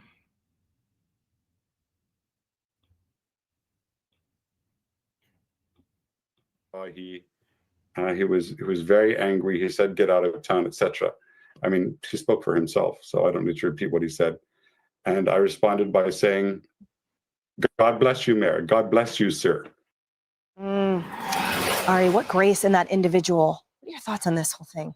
Yeah, it kind of reminds me of former governor, now mayoral candidate in New York, Andrew Cuomo. When he was governor, he told conservatives to leave New York State, if you remember that. If you don't agree with me, you're not welcome here, thinking that the left has. Bill Maher actually talked about this last week, that they won't break bread with you. They won't listen to you. They don't want you. Conservatives don't do that in equal number to the way the left does. There's a tolerance and acceptance, and there has to be. That is the hallmark of America, to accept our differences, debate our differences, and then try to unify as best we can while knowing we have differences. You can't. Let me go to some of these conservative platforms. Matt Walsh. These people come here and they say, okay, now all of you in America, you people who welcomed us, who allowed us to come, now you must do as we say. People like this are not welcome. Post Millennial reports a heated exchange at a Dearborn City Council meeting last week has sparked controversy after Mayor Abdullah Hammoud told a Christian resident he was not welcome in the city for objecting to new street signs honoring an Arab news publisher that has supported terrorism. Edward Ted Barham, who identified himself as a longtime Dearborn resident, voiced concerns during the public comment period about Wayne County's decision to Palestine to naming a wreck. And then we have the comments from the mayor. In fact, we have a video here, so we'll go ahead and play the video. So this is that's the setup. That's what this guy was objecting to. And the mayor, what's this guy's name again?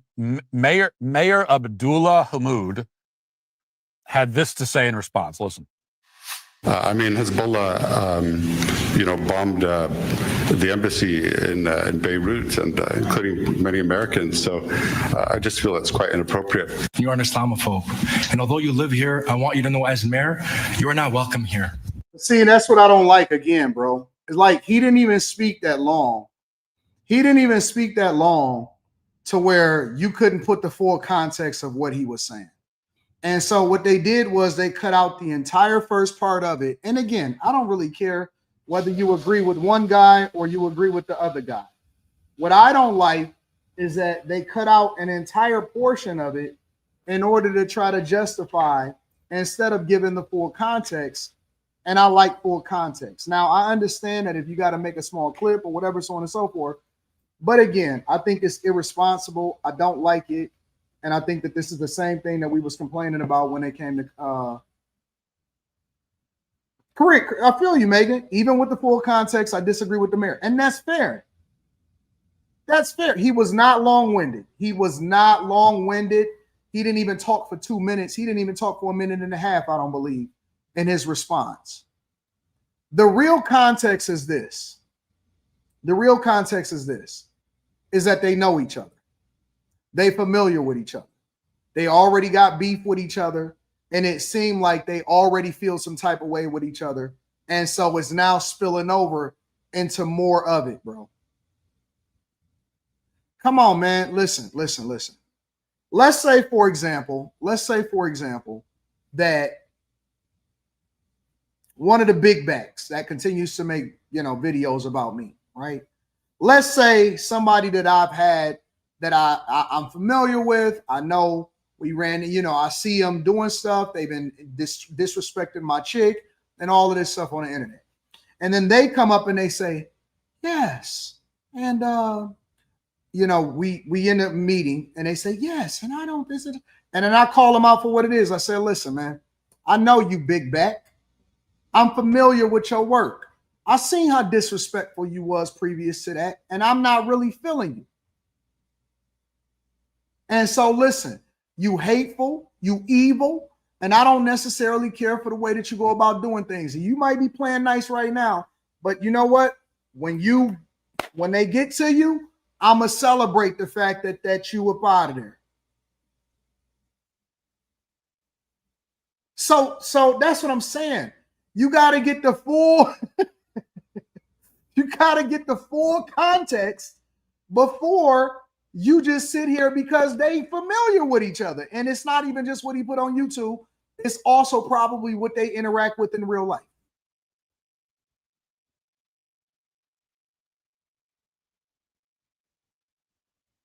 So I am able to use, me personally, I believe that I'm better able to use my context clues to better understand exactly what's going on here.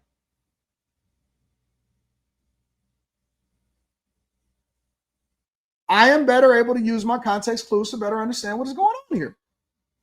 And so again, it doesn't necessarily mean that he's right or the other one is wrong. But I like, personally, me personally, I like it when people are direct. I like it when people just say exactly what they feel and how they feel. I'm not a fan of people pretending to be cool with each other. I think that civil debate is just that. I'm going to tell you exactly what I think about you and I'm going to be direct with you.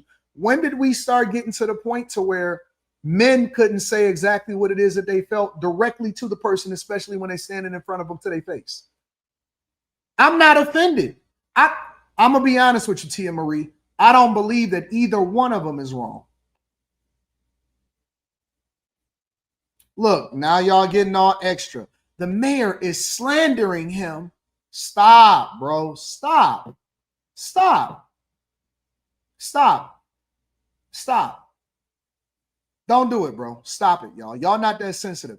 You say more crazy stuff to your homeboy when you going back and forth with him on the game. You say we talk more reckless to each other on after hours. We talk more reckless to each other on after hours. If that is offensive to y'all, honestly, if that is offensive to y'all, then I think that y'all need to get thicker skin.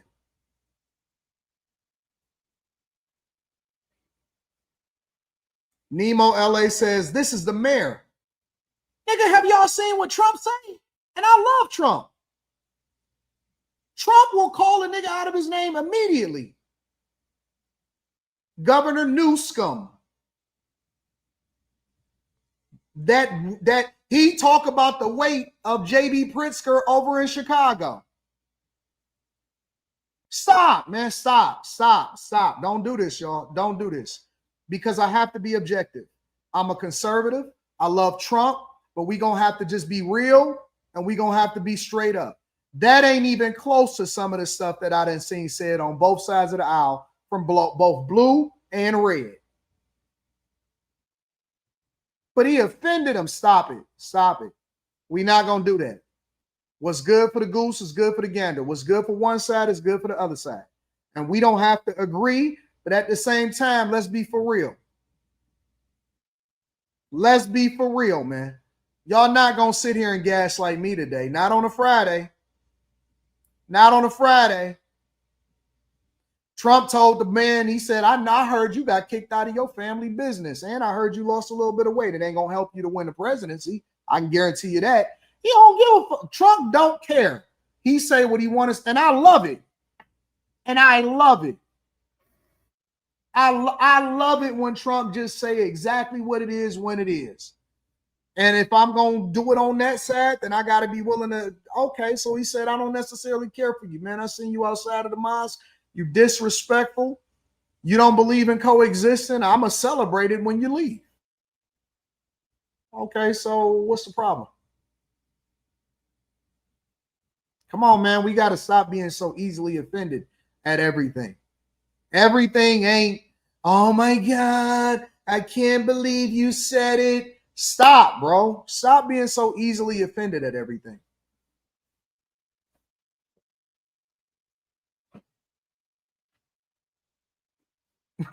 Alton Bright says, yeah, man, dudes was playing ball the other day, and I heard one guy said to another one, you can suck a whole bag of dicks.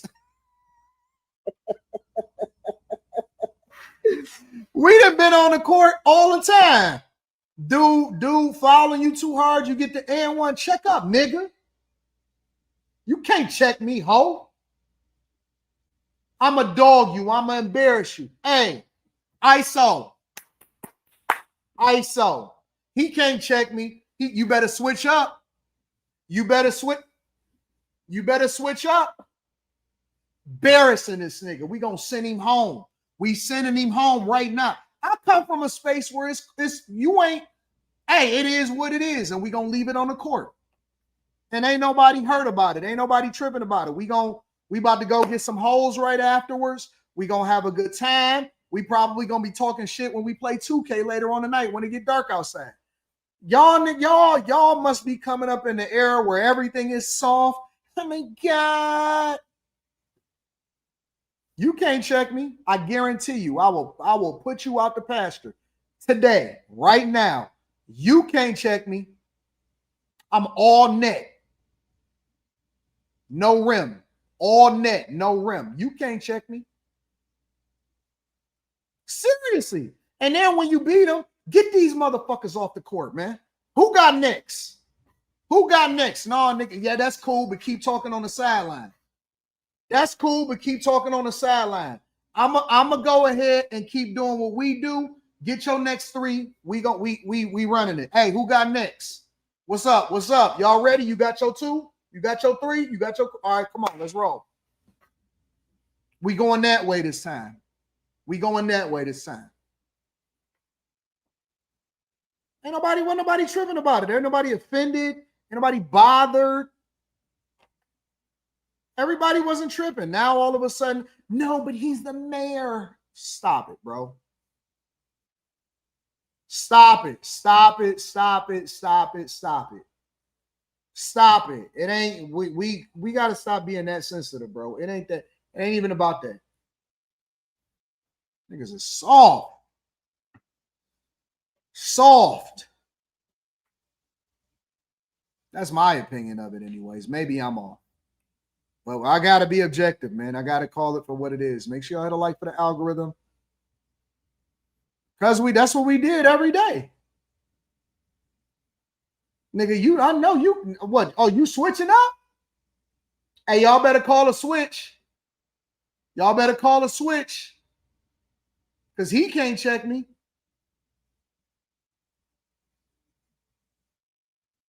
He can't check me. That nigga can't check me at all.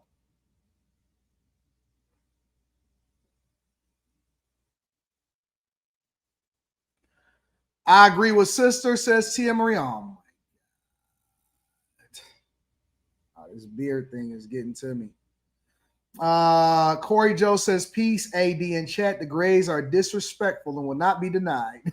They are disrespectful. They be coming through like crazy. Seem like they getting more aggressive now more than ever. Pete, trial you might, but the Grays are like the internet is undefeated. We're just gonna fight it off until we give in.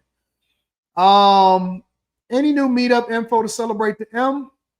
I'm gonna be honest with you, Purple Haze. I wanted to make sure that I actually was gonna get to an M. I wanted to make sure that I was gonna actually get to an M before I started giving information about possibly going to a meetup. Look at that. We didn't already cross another 1,000 and 1,500 subscribers. We at 937,356 now. 937,356 subscribers now. I ain't talking about it. I wanted to make sure because I ain't want to count my chickens before they had. So I'll give you all the information soon. I'm looking to go over to the West Coast possibly though. All right.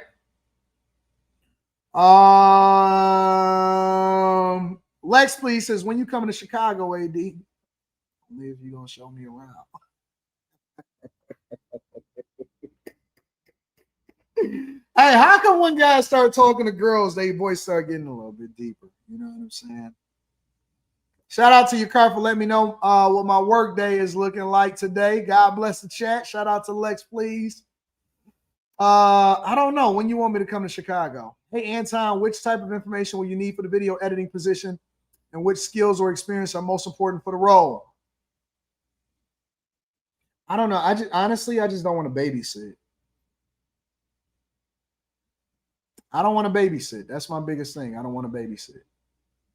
So I just need people that know how to work without me hovering over their shoulder. I mean, I expect questions and all of this type of stuff, but I just don't want to babysit. That's really the biggest thing. Just be able to do it. If you don't know it, go and figure it out. I don't want to have to always teach you. I might come in and say, hey, listen, do this differently, do this or whatever, so on and so forth. But I'm the type of person that I want you to go and figure it out for yourself. You know, feel free to call me. feel free to take care of business. But, you know, if you're having trouble or whatever, so on and so forth, hey, if you can't figure it out for yourself first. Try your hardest to figure it out so you will learn it before you call me. That's my biggest thing. I don't want to babysit people. I want people to be able to do what they got to do, be on time, take care of business, have stuff scheduled, and get it done. And that's what I pay for. I pay to not babysit. Rita, she does her job. She calls, Anton, this is what's happening. This is the thing that's been installed in the ground. We anticipating a 2-week finish line date. This is what I told him to call you. I told them to do this, whatever. I don't have to babysit her. You know what I'm saying? I ain't got to go and try to figure out what she got going on or nothing like that. She just take care of business. I just trust that you know what you're doing. I want people to know what they're doing. That's my biggest thing. I want to go somewhere soon. Maybe over the next couple weekends. I want to just go and visit somewhere and just go see what's happening somewhere that I ain't never been before. Let me see. Yes, HVAC says, thank you, AD, for being on top of everything. I stopped watching the news because you're doing it all. Shout out to Yes for keeping the Baton Rouge streets cool. Go subscribe to the channel. Go check out Yes HVAC in the building. Modzil, shout out to Mod, says, I need that financial coach call ASAP. Yeah, don't listen to Rita. We're going to be doing coaching calls soon. Nicholas Henry says, missed most of the show today. Wanted to debate with the chat or see where I can disagree with you, but leadership met with me about getting my CBAP. Yep, get that money, big dog. Brothers Keeper says we about to do a millie. Them big backs is prompting the channel. Aaron L says, me and my homegirl versus you and Slimmy. My homegirl would dunk on you. All right. Just don't be mad at her. Don't be mad at her. Let me see what y'all talking about in the chat. Did you see the new California tax on building homes and apartments will be a tax on building home and apartments will be $324,000 plus a new VMT that's going to cost vehicle owners $600 to $900 per vehicle. Well, that's because they taxing y'all because the budgets is messed up and they trying to fill the budget gaps and the budget holes. So now y'all basically got more taxes. Y'all basically got more taxes over there in California. Fredericksburg, Texas is so nice this time of the year. Kai, hey, listen, ladies, don't invite me out unless y'all gonna show me around. Don't invite me out unless y'all gonna show me around. That's all I'm saying. Check out Pittsburgh. I love Pittsburgh, Lewis. I love Pittsburgh. Pittsburgh is what I might go to Pittsburgh. What's the flights over in Pittsburgh looking like? Give me a second. Let me see what's happening in Pittsburgh. Flights.google.com.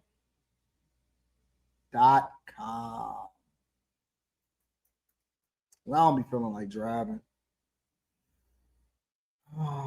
You can now exclude basic fare economy. Departure. Let's go. Got some stuff to do this weekend. What's this weekend? What's the next weekend? 26.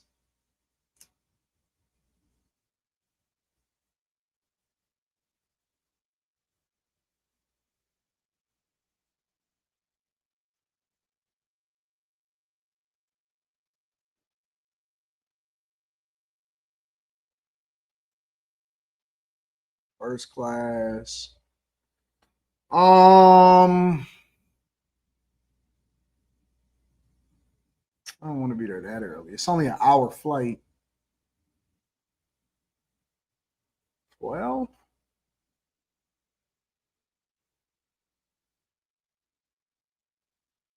and then I can take an hour flight. I can come back in the morning time on Monday. Be back by 7 a.m. in time to be able to do the Millionaire Morning Show.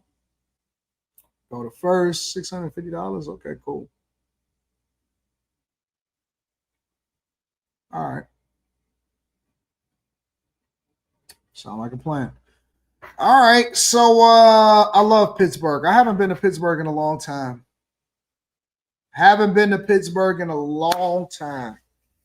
All right, y'all, what we talking about next? So we saw for the Dearborn mayor, LeBron James, and we also gave y'all an update on Jimmy Kimmel. All right, Kai. All right, Kai. All right. Show me around then. Show me around. I'm with it. You got to sign an NDA and you got to sign a consent agreement, but you definitely can show me around. I'm with it. It's standard procedure. Everybody around me has to sign it. Everybody that comes in my sphere has to sign it. If you won't come around me, you got to sign an NDA and you got to sign a consent agreement. That's the rules of the game. Otherwise, don't invite me. Otherwise, don't invite me. Talk about the Fed lowering rates. I talked about that yesterday. Tiffany, you gonna meet me in Pittsburgh? All right, bet. That's the rules of the game. That's the rules of the game. We don't do anything without an NDA and a consent agreement. All right. We don't hang out. You get it? Okay, bet. What did you say? Fredericksburg, Texas. Okay, cool. I like that. I like that. Yes, sir. Shit.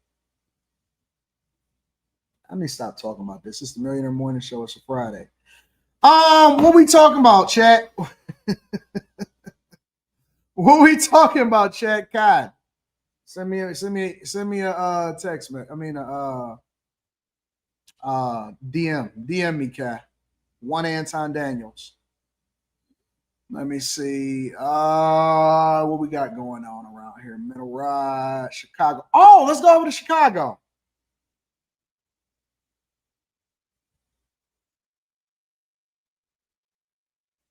Let's go over to Chicago. I want to go over to Chicago really quickly because I seen Mayor Johnson, giving his soliloquy on what is happening over in Chicago. I heard about Letitia James. But I think I want to go over to Chicago. All right.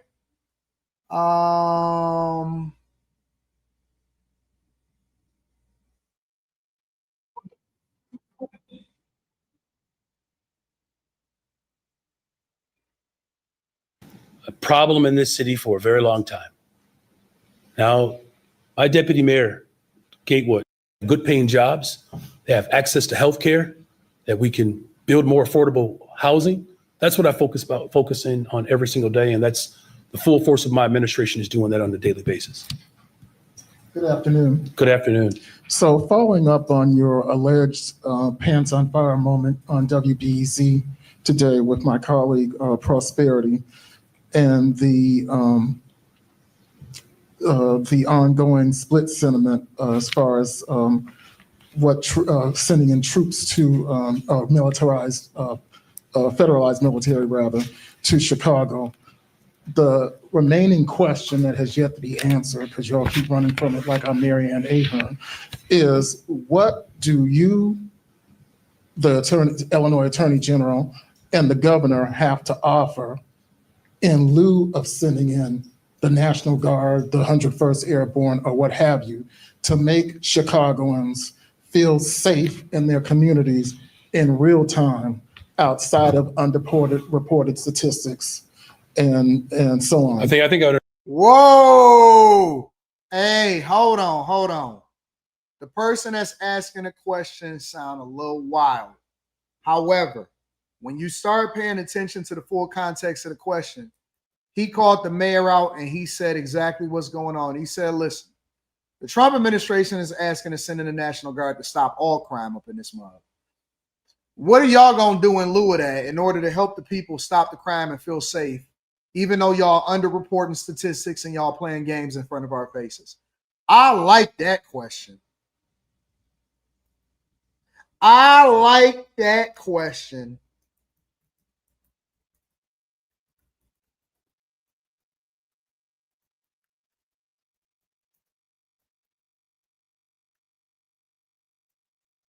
That's some real stuff that he said, right? He said it, he called it exactly how he wanted to call it. He said, what y'all gonna do And see, I finally somebody that can ask a question. Play it back for the people in the back. Chris Cunningham. All right, I got you. Goins feels safe 101st offer the Illinois Attorney General, and that has yet military the prosperity. Why did they zoom in so much? I don't. Who's the camera guy here? On WBEZ today with my colleague Prosperity, and the ongoing split sentiment as far as what sending in troops to militarized, federalized military rather, to Chicago. The remaining question that has yet to be answered, because y'all keep running from it like I'm Marianne Ahern, is what do you, the Illinois Attorney General, and the governor have to offer in lieu of sending in the National Guard, the 101st Airborne, or what have you, to make Chicagoans feel safe in their communities in real time outside of reported statistics and so on. I think I understand your question. Okay, let me just start with this. How about this? In 1974, there were 970 murders. Okay. 1995, there were 828 murders. Let me look at something really quickly.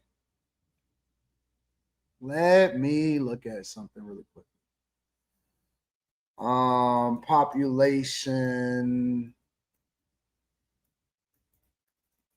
Chicago, 1974 versus 2024.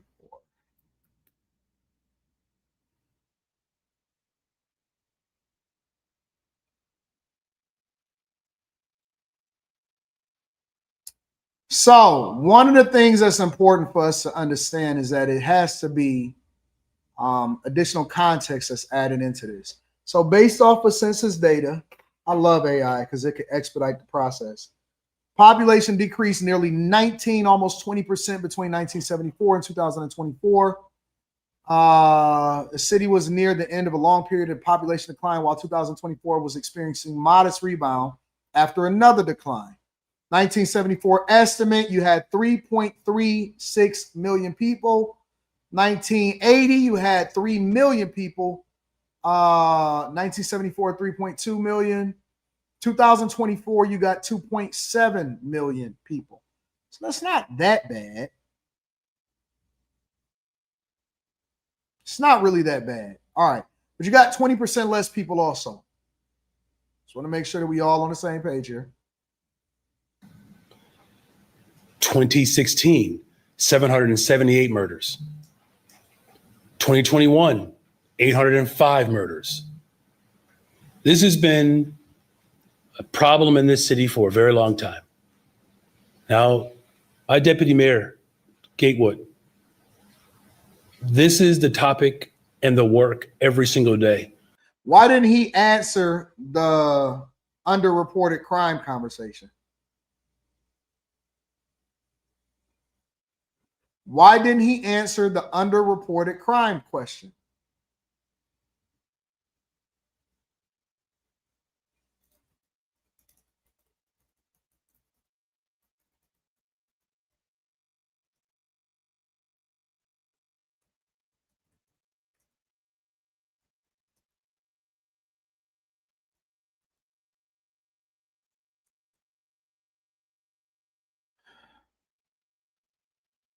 As of mid-2025, Chicago Police Department is short well over 1,300 officers.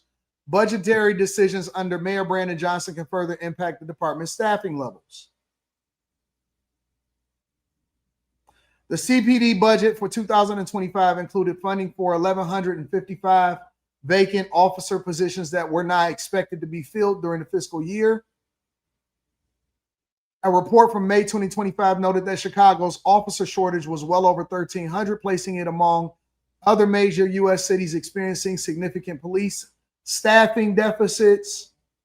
Mayor Johnson's plan to eliminate some of the police vacancies and reclassify them into civilian positions also contributes to the officer shortage.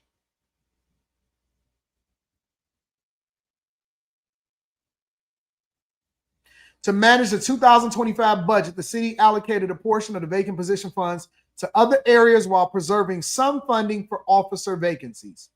So basically, they're not even hiring police officers to stop the crime. And that's one of the reasons why the crime is underreported in 2025 and 24.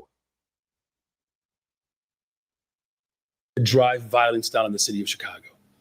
So when you talk about what we're offering a better pathway so that we don't have 970 people murdered in our city every single year. Now, one is one too many, but you're not going to convince me that the people of Chicago only deserve law enforcement.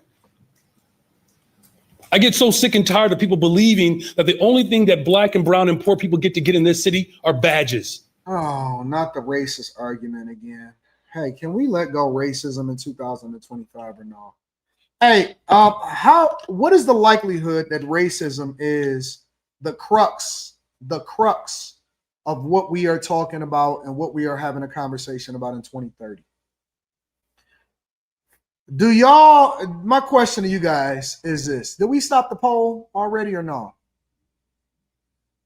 Do y'all think that we have a possibility, if even a small one, a possibility for us to stop racist talking points in 2030 or no?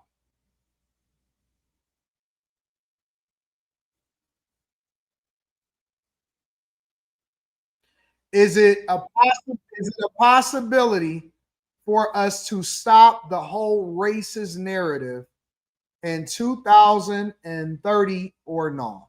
Like, is it possible? Are we ever going to be able to just not include black and brown? More. The only thing that we can offer black and brown people is a badge. Yeah, we did stop the poll. Shout out to everybody that stopped the poll. People want jobs. It's why we've increased the ability for young people to have jobs in this city. People want health care and behavioral and mental health care. That's what they asked me. That's why we've expanded it. People want to be able to afford to live in this city. That's why I'm building more affordable units. People want justice if they do get wrapped up into this spiral of despair in this city. It's why we're actually solving cases, whether it's CVI workers, making sure that we're avoiding retaliation in this city. I get so sick and tired of people in this country and in this city that believes that the only thing that you can offer black people and poor people is jails, incarceration, and police officers. Dr. King said this right here in Chicago, the National Conference on New Politics. What did he say? He said, militarism is a sickness. I am trying to eradicate the sickness from this city and from this country. But people to offer, no, listen, Mark, I get to answer my question now. You've asked it. No, Mark, I've answered my questions. Of course they are, but you're not going to be able to avoid that if we don't do the things that actually work. We are not split on this issue. The fact of the matter is, no one has asked me to send federal troops into this city to make it safe. It has never come up. It never came up during the campaign. It's never come up in the first 2 years. The fact of the matter is, let me rewind that really quickly. We are not split on this issue. The fact of the matter is, no one has asked me to send federal troops into this city to make it safe. It is interesting. That is a very, very, very interesting take. That is a very, very, very interesting take. And I'm not sure that I believe the mayor right now. As a matter of fact, I'll go this way. Group is demanding more of it. Terrence Lee has their call for action tonight. Outside on Lake Street Thursday, a group called Chicago Flips Red brought together clergy, Republican officials, and residents. They described themselves as a conservative movement. Their message is straightforward. Chicago families do not feel safe. One lifelong Democrat looked past state and city leaders and spoke straight to President Trump. Chicago needs you, needs your funds, needs your executive skills and your bridge building, because Chicago's very divided. People are hurting, and there's too much bloodshed. The group says local leaders are downplaying crime while residents deal with it every day. Chicago police report overall crime is lower than last year, but shootings and carjackings still shake neighborhoods. Some also pointing to the murder of Illinois native Charlie Kirk, calling it a national wake-up call and a reason to bring federal help to Chicago. One woman then turned to the governor and the mayor. I do have a challenge for Johnson and for Pritzker. Pritzker, you came to Chicago, you were on TV by the lake shore with all your bodyguards. Come to the south side, come to the west side without your bodyguards between 10 and 12 o'clock at night. Let's see how safe you feel then. Johnson, same thing. You run around the city with all your cars, your black cars, and all your bodyguards. I dare you to walk down the street without anybody next to you in one of my neighborhoods. Others describe what that fear looks like. People holding their bags through entire CTA rides, neighborhoods with empty houses where families have moved out. One man put it plain. I've experienced violence my whole entire life, and quite frankly, I'm fed up with the poor leadership of Chicago. The group says that frustration is why they want National Guard troops in Chicago, something the mayor and the governor have said they do not want. Chicago. That's interesting. Give me a second. Let me see something. We are not split on this issue. The fact of the matter is, no one has asked me to send federal troops into this city to make it safe. It is. So the alderman, Chicago Flips Red, who was at every city council meeting, the people, the residents, are basically saying, we want you to send in the National Guard.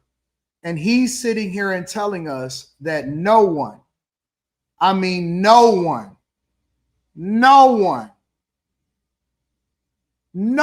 is telling him to send in the National Guard in this petition and for Trump to send in the troops.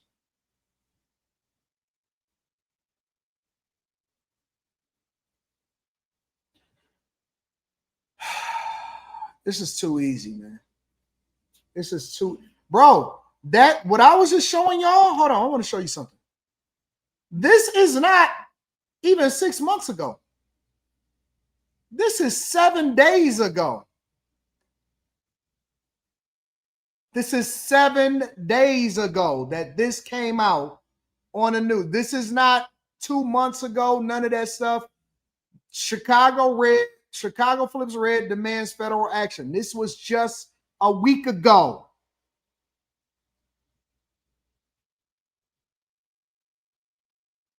It's never come up. It never came up during the campaign. It's never come up in the first 2 years. The fact of the matter is we are driving violence down on this city, and we're using every single resource that's available to us. When y'all see people lying to y'all, when y'all see people sitting here capping to y'all and telling y'all something just because they loud or just because they got a mohawk, that does not mean that they are telling the truth, bro. All it means is that they being loud. That's what I tell people all the time. Hey, man, lower your voice, strengthen your argument. Lower your voice, strengthen your argument. Tired of people lying to me, bro. Jails and incarceration and law enforcement is a sickness that has not led to safe communities. I'm going to work hard every single day to protect the people who are caught up in violence in this city. Guess why? You want to know why? Because the vast majority of them look like me. This president has never asked a very simple question to me, Brandon Scott. Hey, when we gonna let go of the race thing? If I'm a white person living in Chicago, because the word of God says, love your neighbor as yourself, Real talk, that's what it says. If this was a white guy saying this and saying, I want this to happen because the majority of the people that live here look like me, I have to wonder, and I'd have to be curious about whether or not the people will be offended. Would they castrate it? This is why I say at some point, you got to get rid of the racism. At some point, this whole racist narrative trope, because the people look like me stuff, is old. It's tired. It is so old and tired. It is super tired. And I'm going to also be honest with y'all on this one. Every black person is not poor. Listen, I know y'all think it. We'll get there. We'll get there. Scott, Barbara Lee, Randall Woodfin. He doesn't talk to black mayors about what it's like to live in communities that have been disinvested in. So no, we're not going to succumb to the sickness and the evil that Dr. King warned us about a generation ago. It didn't work in 74 when 970 people were being killed. It didn't work in the 90s when no one said a mumbling word about how many people were losing their lives because of violence in this city. And now we're actually doing the work that's working. Now all of a sudden everybody has these ideas. They've shown this is a group project, but we're not going to allow the president of the United States of America or any of his ilk look at the work that we're doing across this country. And then now we're experiencing some level of reprieve. And now he wants to put his name on our paper. How many times y'all think he practiced that speech in the mirror? How many times do you think that he hit his wife? Hey, baby, listen to what I'm about to say. This is a group project, but I will not let him put his name on our homework. How many times do y'all think he practiced that statement? Listen, I'm about to start saying it too. I'm about to say it to the people on after hours tonight. When they start getting a little unruly, when Carrie is arguing with Quentin, and she says, listen, Quentin, because she pronounces every letter and every syllable correctly. Listen, Quentin. I'm going to say, hey, guys. Listen, I know we all came together. I know that this is a group project. But I'm not going to sit here and let you put your name on her homework.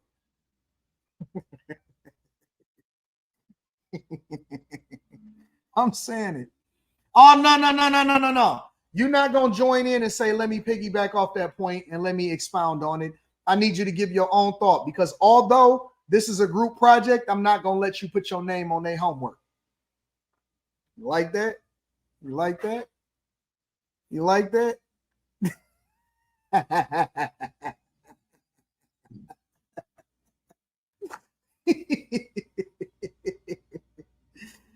No, not going to tolerate it. It's a sickness, and we're going to eradicate it. A little different. So our cauldron of sources. Listen, y'all. Listen, I want y'all to understand something. Hear me and hear me clearly. All right. Let me say this, because I want y'all to really understand this. When they keep using race and they keep using identity politics and disenfranchisement and all of this stuff, every black person is not broke and every black person is not disenfranchised. I know that they want y'all to think it. I know that they keep citing the median income of black men and black women and all of this stuff. Sometimes, most times, people just looking for safety in their community. It don't even have nothing to do with all of that extra stuff that you adding into it. They make it about race. They make it about this. People just want to be safe. They want to go to school. They're not tripping about all of this stuff. They're not trying to be like everybody else. Everybody don't even want to necessarily be rich. I want everybody to be rich. Carrie is right. How about there are more than black people in Chicago? And guess what? There's poor whites in places and poor Asians. I know that y'all got this thing in y'all mind where y'all think that every Asian person is a millionaire and they be at baccarat tables at the casino. It's not always about disenfranchisement. It's about a basic service that people pay a crazy amount of money in their regular taxes and in their property taxes for, and they are expecting better leadership. People would like for their children to be able to go to school without necessarily getting snatched into some bushes. They want to remove the guns off the streets, and they want you to stop putting money into illegal migrants. It's basic. I would have you to believe that I don't believe that most people are even focused on whether or not you are giving them a handout. I believe, and that's not some, but that I'm saying, I don't believe that most people want a handout. I just think that most people want to be safe. Listen, if I can get down to school safely, if I can be able to get to work safely, if I can lower my property taxes, if I can do this, bro, just give me an opportunity. I can run on my own. Give me the ball, coach. I can run on my own. Most people just want to be able to say that they had the opportunity to do it on their own. They're not looking for you to give them anything. All they looking for you to do is your motherfucking job. That's it. Create the space for them to be able to thrive.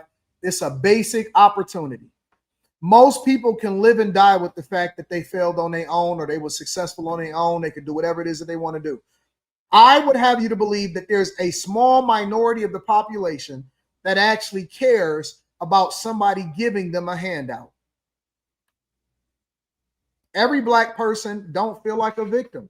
Every black person don't even want to be labeled along with a brown person. What the fuck is a brown person? I would be offended if somebody said, yo, you're a brown person. And as the brown man over there, man, what the fuck are you saying to me? That's a catch-all. That's a catch-all. Like, that's everybody else that's not white, and we can't call them black. Black and brown communities? They might as well say the rest of y'all.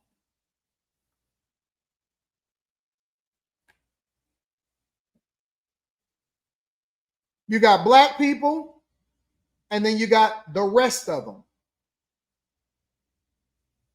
Black and brown communities. They might as well say the rest of y'all. Seriously. Everybody in black and brown communities don't deserve a police car. Well, if you rob somebody, then you do deserve a badge in front of your door, knocking on it and putting you in handcuffs and taking you to jail. Of course, everybody that's black does not deserve a police car if you are abiding by the law. But if you just so happen to have a switch on your gun and you carjack somebody, I venture to say that yes, you do deserve to have the full force of the police come and arrest your ass and take you to jail.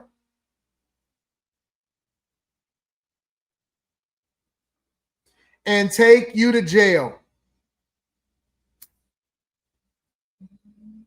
I'm so tired of everybody making this a black or white thing.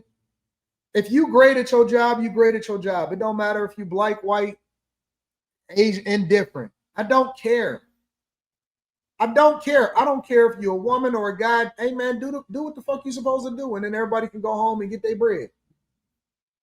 I don't even care if you gay. That is a personal idea of what it is that I believe you are supposed to live your life like.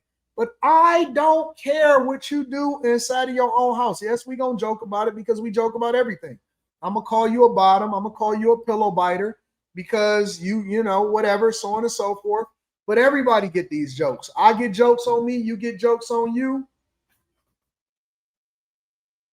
I don't care. Truly, I want you to do the right thing, but that's just a preference. But it ain't going to stop me from being able to do business. You know what I'm saying? You doing your job. You a pillow biter. Hey, man, just keep your list to yourself. Stop saying so many S's to me, man. As long as you ain't trying to holler at me, and as long as you ain't wearing no dress and you ain't walking in somebody else's bathroom, we good. Give a fuck about what you got going on, bro. And so they keep on making this a doctor. I done seen him refer to Dr. King's speeches, the mayor of Chicago, so often. That junk is it's aggravating. It's aggravating. The most persecuted group on this right now, honestly, inside of the United States of America, it ain't even about black or brown. Honestly, I think the most persecuted group is Christians. I think the most persecuted group in the United States of America right now is if you believe in God. You are much more likely to be in a school shooting if you are going to a Christian Catholic school. There has been a huge propaganda assault on anybody that says that they believe in Jesus. And that's just the real. If you say that you believe in Jesus and you turned your life over, trust me, anything that they are able to find that you did in your past, they're going to bring that shit up. Anything that you said that you did in your past, bro, they respect Muslims more than they respect Christians in this country at this point. They respect Muslims more than they respect Christians.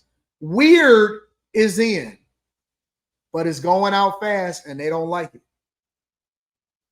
Weird is in. Sin is in. Culturally, it's all in. It's all in. 100%. Until they want to leverage it against you in order to try to tear you down. The most persecuted group of people. I know they want to try to tell y'all that it's people that's trans. They want to try to tell you and divide you and say that it's based off of your identity. If I say that I'm pro-black, the black people are going to love me. If I say that I'm pro-Christian, they're going to try to figure out what makes me not Christian. You could be a person that does some of the most egregious shit to the community ever, but as long as you give your life over to the black community, you're good. What? You pro-black? Cool. You so dope, but you pro-black? We forgive you. You gave your life over to God? Man, y'all in a cult. You gave your life over to God? You a Christian nationalist. You gave your life over to God? You hateful because you're not tolerant of other communities. And then they try to tell you that you're supposed to accept their lifestyle instead of going off and doing their own thing. Nobody said that you couldn't go over there and create your own little logo and start your own little community. But why you got to force us to be able to accept it inside of our church? They don't do that shit in nowhere else. You can't go inside of no Muslim church or no Muslim mosque or whatever y'all want to call it and do what you want to do. But everybody is forced to be able to accept your lifestyle if they just so happen to be Christian. What they happen to accepting every people. God loves everybody. Where they say that at? I must have missed that. Where they say that? I missed that part of the sermon. Never seen no preacher get up on the pulpit and say that that's scripture. What part of the scripture is that? Where it say that at? That I gotta accept. God loves everybody. Where? Where? You lied to me. I didn't see that. Where is it? And then they want to try to disprove your Bible. Well, you didn't read all of them. What about the Torah? What about Zorah? What about Shika and Shikwaku and Rapapa? Hey, man, get on up out of here, bro. I got to accept you in all of your ways. Listen, how come they don't say the disenfranchised Christian community?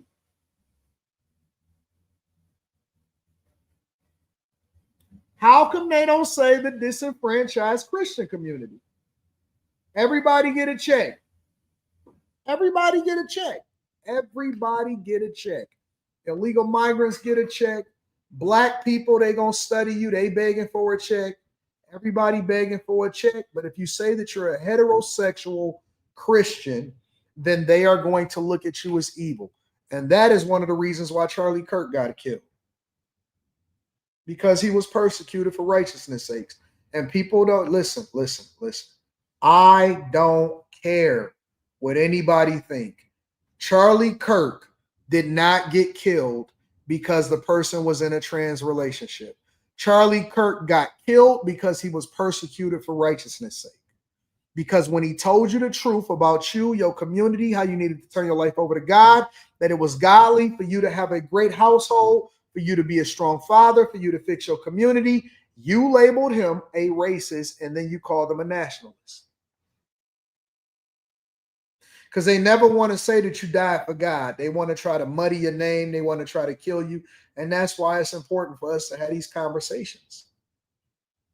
Look at everybody that's arguing on the behalf of the left. Destiny recently did a 20 versus 1 on Piers Morgan. I've seen people on X, formerly known as Twitter, support Destiny. A man that said that he advocated for, wait till you hear this one, and let another man come in and bust down his chick. And you think that this person is logical enough because they talk really quick. No, listen, I don't really give a fuck about how fast you talk. I want to see how clear you are and whether or not your mindset is sound. It's not about how quick and fast you talk. It's about whether or not you're making sense. Y'all think that every nerd that used to have blue and green hair that talk really fast just so happen to be so smart because they can talk at 35 miles an hour and succotash.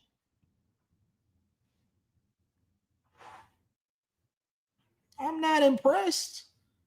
I'm not impressed at these people. You think that just because people blink like this real hard and they stutter,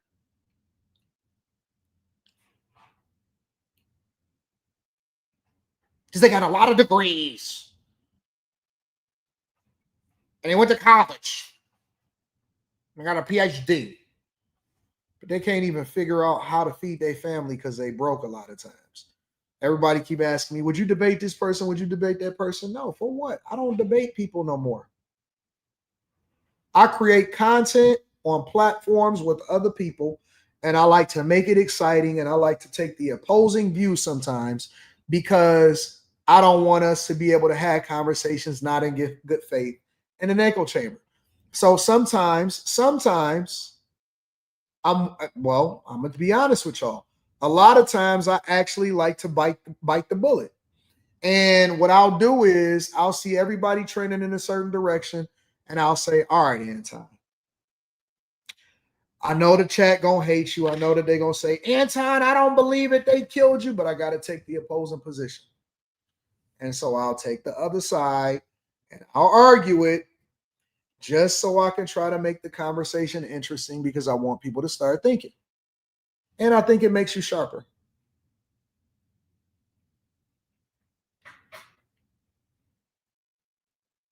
I think it makes you sharper. So sometimes you got to take the other position because it's too easy to argue the other side. And that's true debate right there. That's true debate right there.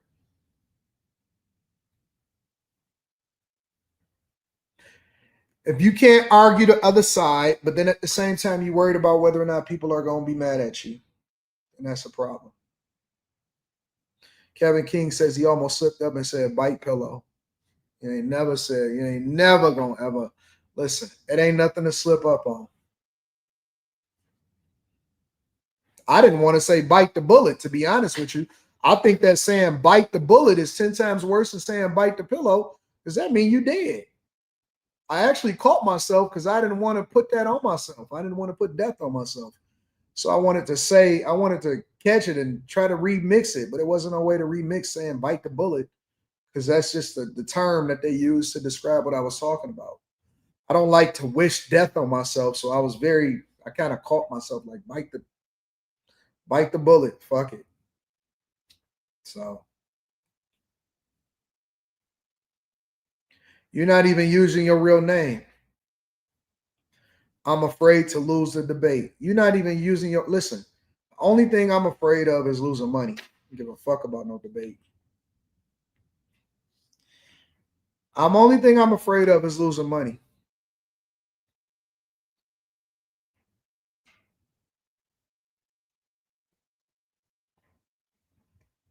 I'm not even afraid of being wrong.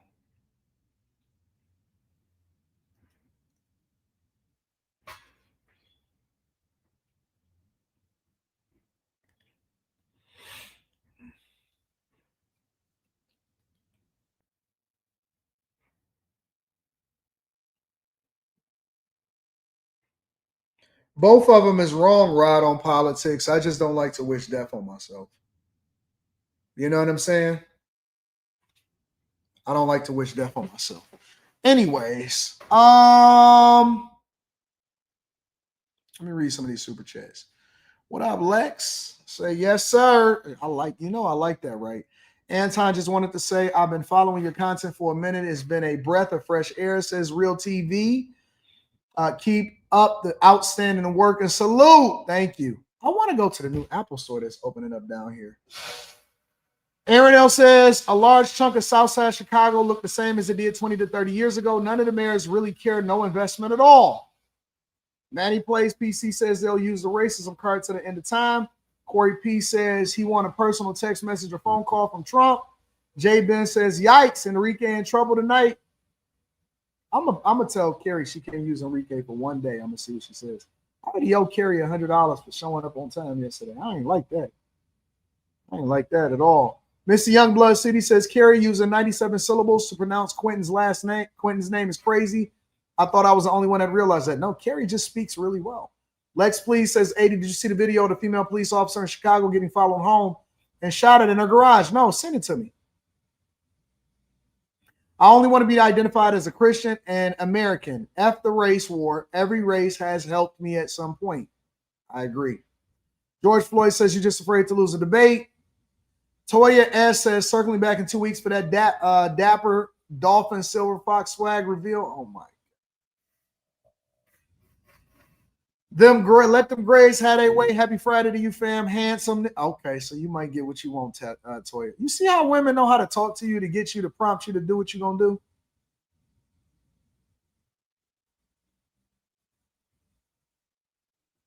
Toya know how to talk to me to get me to do it. All right. Maybe I'll wait a week. Maybe I'll wait another week. Maybe. All right. Where we going next?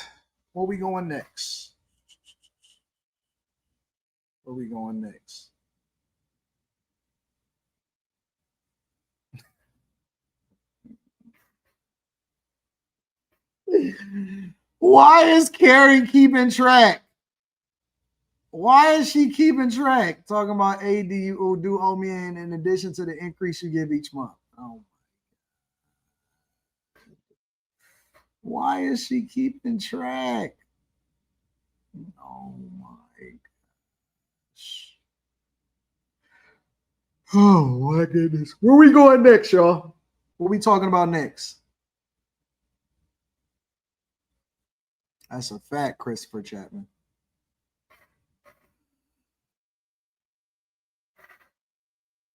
Where we going next, y'all? What we talking about next? Here, let me see. We got Chicago Department asked to come up with $98 million amid cuts to the city budget. Or we can go with U.S. and China reach a framework for deal for ownership in TikTok. Or a 95-year-old woman charged with killing an 89-year-old woman. I think I'm going to go with that one. Make sure y'all hit a like for the algorithm, subscribe to the channel, and turn on your notifications. Let's get to this one. In Coney Island, a 95-year-old woman now being charged with murder for the fatal beating of her elderly roommate. So disturbing. Fox 5's Sharon Crowley is live in Coney Island with more on the investigation. Sharon? Yeah, we're getting some new information from the criminal complaint about exactly how this crime took place. We are live right now in Coney Island. We're outside the Seagate Rehabilitation and Nursing Center in Coney Island. And as you said, police have charged a 95-year-old woman with murdering her 89-year-old roommate. Both of them were in this facility when it happened. Now, this happened Sunday on a third-floor room of this residential facility. Now, according to the criminal complaint that was filed by the Brooklyn DA, a nurse telling police that she checked on the 89-year-old victim, Nina Kravtsov, and she said that she was asleep. And then an hour later, the nurse returned to the room only to find her covered in blood, and her roommate, the defendant, 95-year-old Galina Smirnova, washing blood off off of her clothing in the bathroom.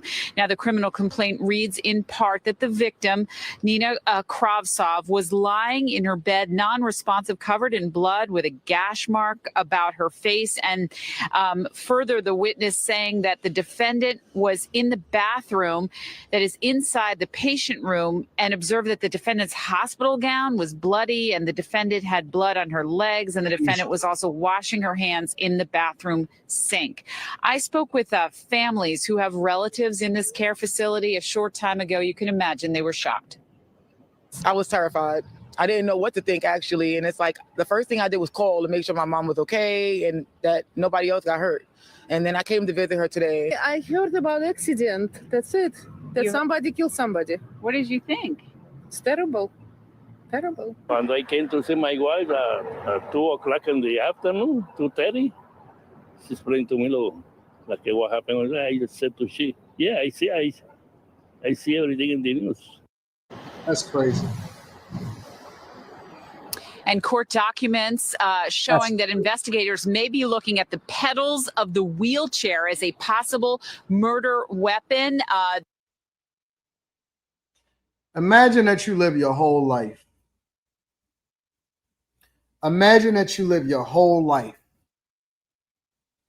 and you're one step away from possibly making it into heaven. One step away from possibly making it into heaven. You're 95 and your roommate is 89. And she said one more thing out of pocket. And next thing you know, you take the wheels off the wheelchair and you use it as a murder weapon. And now you got to go to hell. You take the wheels off the wheelchair.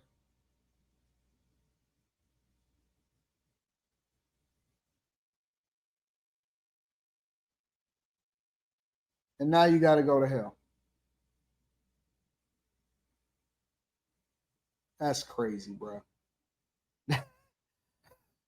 That is crazy. You use the wheels off the wheelchair as a murder weapon. That almost lead me to believe that she done did that before, bro.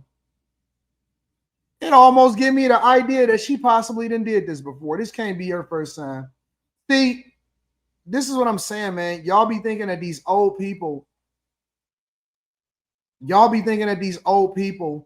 are good people.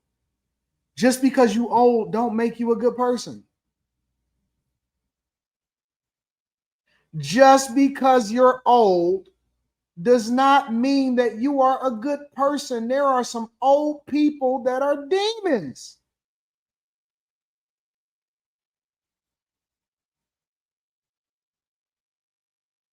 That's crazy, bro. They were covered in blood, according to the criminal complaint. And one of those pedals was seen. It was thrown out the third floor window and later found and confiscated by police. So the defendant in this case has been moved to Bellevue and will be back in court later this month. It don't even matter at that point. God is judging her at this point. God is trying to figure out what to do with this old ugly heifer at this point. That's crazy, bro. Well, police say two women turned a dating app into a trap. Yeah, so take a look. These women are accused of luring men to a building in Brooklyn and robbing them instead of making a love connection. This is apparently a so they did the Cardi B. Hey, they got Cardi B down at the bottom. Look. Police say the women had help. Yeah, Pix 11's Nicole Johnson is live in Cardi B's Little Miss Drama Tour. They had Cardi B at the bottom. Hold on, let me see something. Pattern, and police say the women had help. Yep. These little fat hoes couldn't get me in nothing.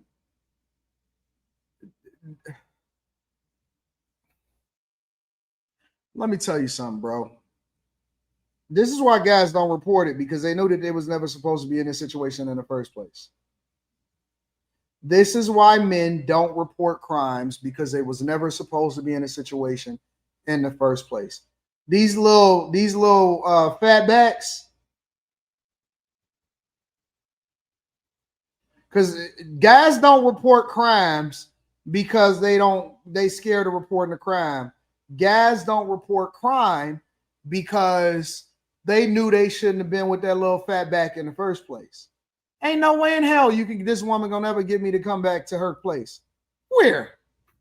With who? Hell no. Ain't no way in the world you gonna convince me that this makes sense. Nope. Nope. Hell no. Nope. Not even a little bit. Bruh, if I find out that you got robbed by a chick that looked like this in your own place with your pants down, hey man, just take your L, bro. Take your L, bro. Take your L, bro. If I find out that you got robbed by a chick that looked like this, we got problems. No, I'll call the police in real life. I'm just joking, but still, this is disrespectful. These women are accused of luring men to a building in Brooklyn and robbing them instead of making a love connection. This is apparently a pattern, and police say the women had help. Yeah, Pix 11's Nicole Johnson is live in East Williamsburg with more on what the women allegedly got away with. Nicole. Well, for starters, Arnie, cash, we're talking cell phones. And in one case, police say the women were able to get a late model luxury vehicle. Heck no. Police warn these women are tugging at the hearts of men, allegedly using a dating app to lure them into different buildings here at the Cooper Park houses, not for romance, but for a robbery scheme. And the victims never saw it coming. Don't do dating apps. Robbery scheme. And the victim Park houses, not for romance. Dog, if you get robbed by these chicks, you deserve it. I'm just telling you, bro. If you get robbed by these women, you got bigger problems on your hand, bro. You got boxolitis. You have boxolitis, and you need to go to therapy. You need to go and get a therapy session popping, because ain't no way in the world, ain't no way on God's green earth you gonna sit here and tell me that this makes sense. It don't make sense. This is stupid, it's disrespectful, and it don't make sense.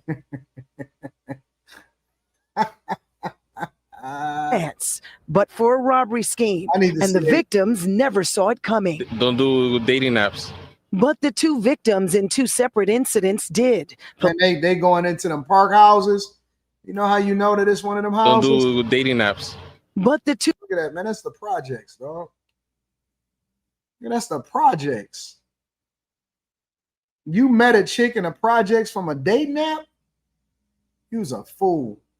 You was a straight up fool. You was an idiot, and you deserve exactly what you're getting. Look at bro, that's the projects. You can look at the windows. Look at the windows. Look at the air conditioning units. You got caught up in the projects, big dog. You're a fool. Idiot. Two victims in two separate incidents did. Police say the victims, men in their 20s, used a dating app to connect with the women, agreed to meet up at an apartment on the 5th floor to hang out. But once they got off the elevator, the victims were met by two men. One of them had a gun. After a violent... That's the projects. Look at the victims were met by two men. That's the same bricks that was in my elementary school. We had them exact same bricks in my elementary school. Room 9 was right down the hallway. You follow the bricks, follow the yellow bricks road, and now you right there in the, man, that's the, I can't believe y'all over there meeting chicks on dating apps and going in a one way in and one way out projects and letting these chicks rob y'all blind. Man, y'all some fools. All of this over some box? One of them had a gun. After a violent struggle, the men were able to steal cash, cell phones, and in one case, the victim's Mercedes-Benz. Neighbors we spoke with near Cooper Park houses say they have never seen the women before, but are not surprised about the setup. Yeah, that's normal. Yeah, back there. Yeah. All the way in the back over there by Morgan and those places, they use that for that. Somebody is like just trying to like come over here to meet somebody that they probably like, and they're getting set up. Good news. Listen, let me tell y'all this. I want to give y'all a clue. Let me show y'all the perpetrators. Let me see. Out here, none of the victims were seriously hurt, but definitely shaken. Police need your help finding the women we're talking about, the women you saw in the piece. If you have any information on their whereabouts, call. They look like every other black woman that's out here. They look like every other chick that's out here. Every other chick that's out here look the exact same. You're going to have to round up everybody. You're going to have to literally, dog. You're going to have to round up everybody. They look just like every other chick that be in New York, Chicago, Detroit, LA. Man, not Detroit, but they look like every other chick. I don't know how you can catch them. I see them all the time. Honestly, I see them all the time. See the exact same hairstyles, all of that.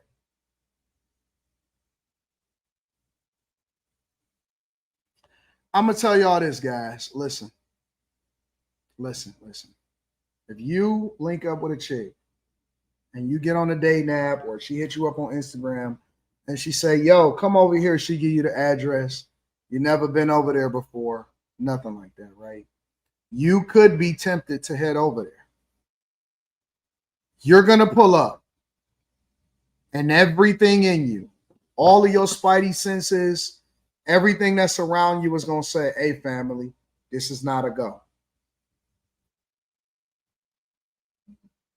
Listen to what I'm saying, dog. Everything in you is going to say, this is not smart. Walk away. It's a setup. Some of y'all have seen this before. Some of y'all have been in this type of situation before. Some of y'all have ignored it and you've paid the price as a result of it.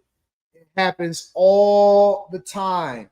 People ignore their tuition. It seems too good to be true. And you say, man, I shouldn't have did that or whatever. It happens every single day.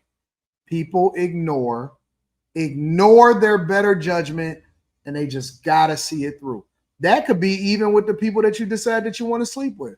Sometimes they'd be like, oh, man, she's so bad, though, or I don't want to miss this opportunity, or she right there and all of that. You're going to regret it. You're going to regret it. She's going to give you that H-I to the V. She's going to give you that HIV. She's going to give you that herpes.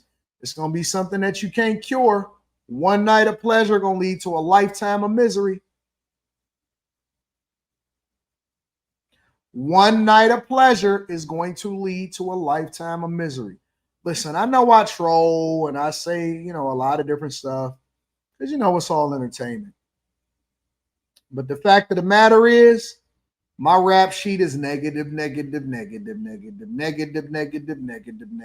I don't have to worry about the same things that everybody else worry about because I have what they call dick discipline. I don't worry about accusations. I don't worry about people saying stuff. I don't worry about anybody saying anything other than what it is that I've already put out. I don't worry about getting diseases. I don't worry about all of that stuff because in real life, I don't even put myself in a situation that I can't get out of. And every day, people risk it all, and they take the bait, and they wind up living to regret it. And it's not worth it, bro. It's not worth it. It's never, ever, ever worth it. Trust me. I done coached too many people. I done seen too many things, and it's never going to work out in your benefit, bro. Walk away. Walk away. Don't do it. Don't give in. Listen to your intuition. Listen to God, the God that's in you, and walk away, bro. It's not worth it. It's never going to be worth it. Get the heck up out of there, bro. All right? And next thing you know, she's going to be doing a story time. Story time, how this guy that I used to talk to, I robbed him. Don't do it, dog. Don't do it. Don't go. Don't go. Like what Tank say? Please don't go. Don't do it. Get up out of there, bro. All right. I love y'all. I appreciate y'all. I am about to get up out of here. And we got after hours tonight. I'm gonna talk to the crew. I need to get a name for what happened. Like the channel gotta change. The name of the channel gotta change before I hit 100,000, because that's the plaque that they're gonna send me. You know.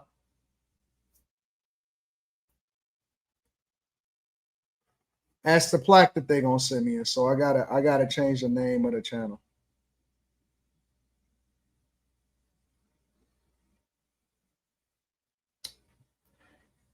All right, let me read some of these super chats. And thank you to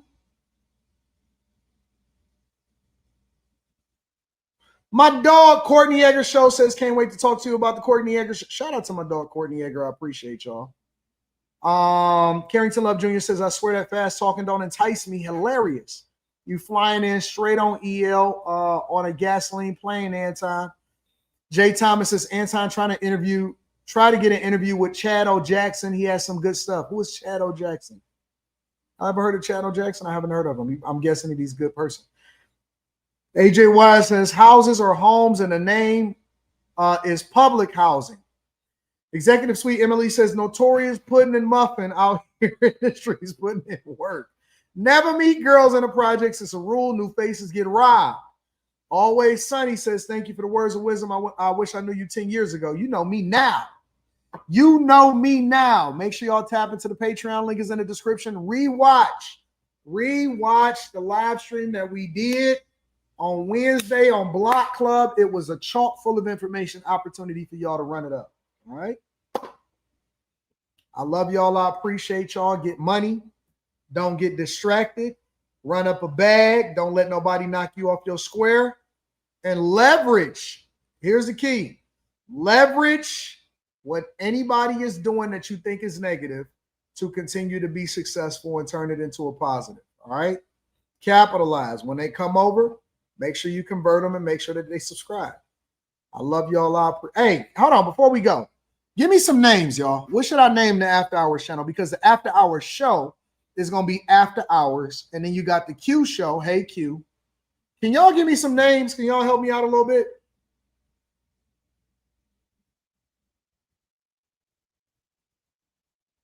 Give me a name.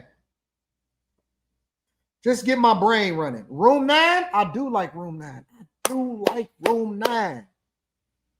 I do like Room 9. I've been saying that for a long time. I like that. I like Room 9.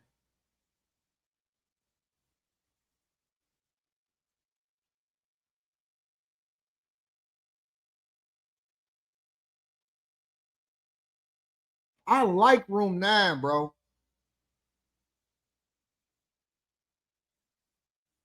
You said your last channel was new, name Room 9, and you changed it, but that's because it changed it to a vlog channel.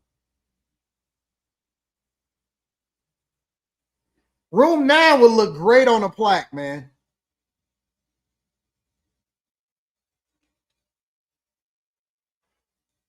Now, remember that this is a channel. I want y'all to keep in mind that this is a channel that's going to host multiple different shows, right? So I want to grow it with new shows and all of this stuff. And so, you know, I want y'all to keep that in mind also. Why change the name at all? Because After Hours is the name of a show that we have. You know what I'm saying? Because it either got to be something cool. I want the name to be clean. It either got to be something like Room 9 or ADN or something like that, right? It's got to be something that rings. I like Room 9. I would like Room 9. I don't want to say Millionaire at Night because what if I put some daytime shows on there?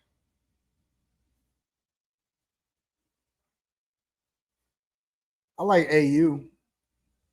I see you say Anton University, but I like AU. AU sounds better. AU, you know, and the name of it is, you know, I don't know. Room 9 is the only acceptable name. I agree. I like room 9.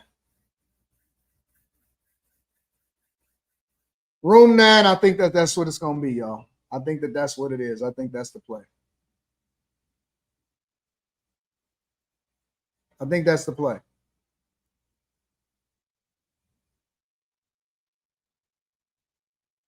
ADU? Nah, we're going to go with room 9. I think I'm going to go with room 9, y'all. All right. All right, let me think about it. I'm going to run it by the team and see what's happening. Okay, my dog Christopher Mayberry says room 9 will look good on a plaque. And with different shows, it could be attached to having different dividers. The kids have their own desks within the classroom. I do like room 9. I do like room 9. All right. All right. All right, y'all. Listen, I'm gonna see y'all tonight.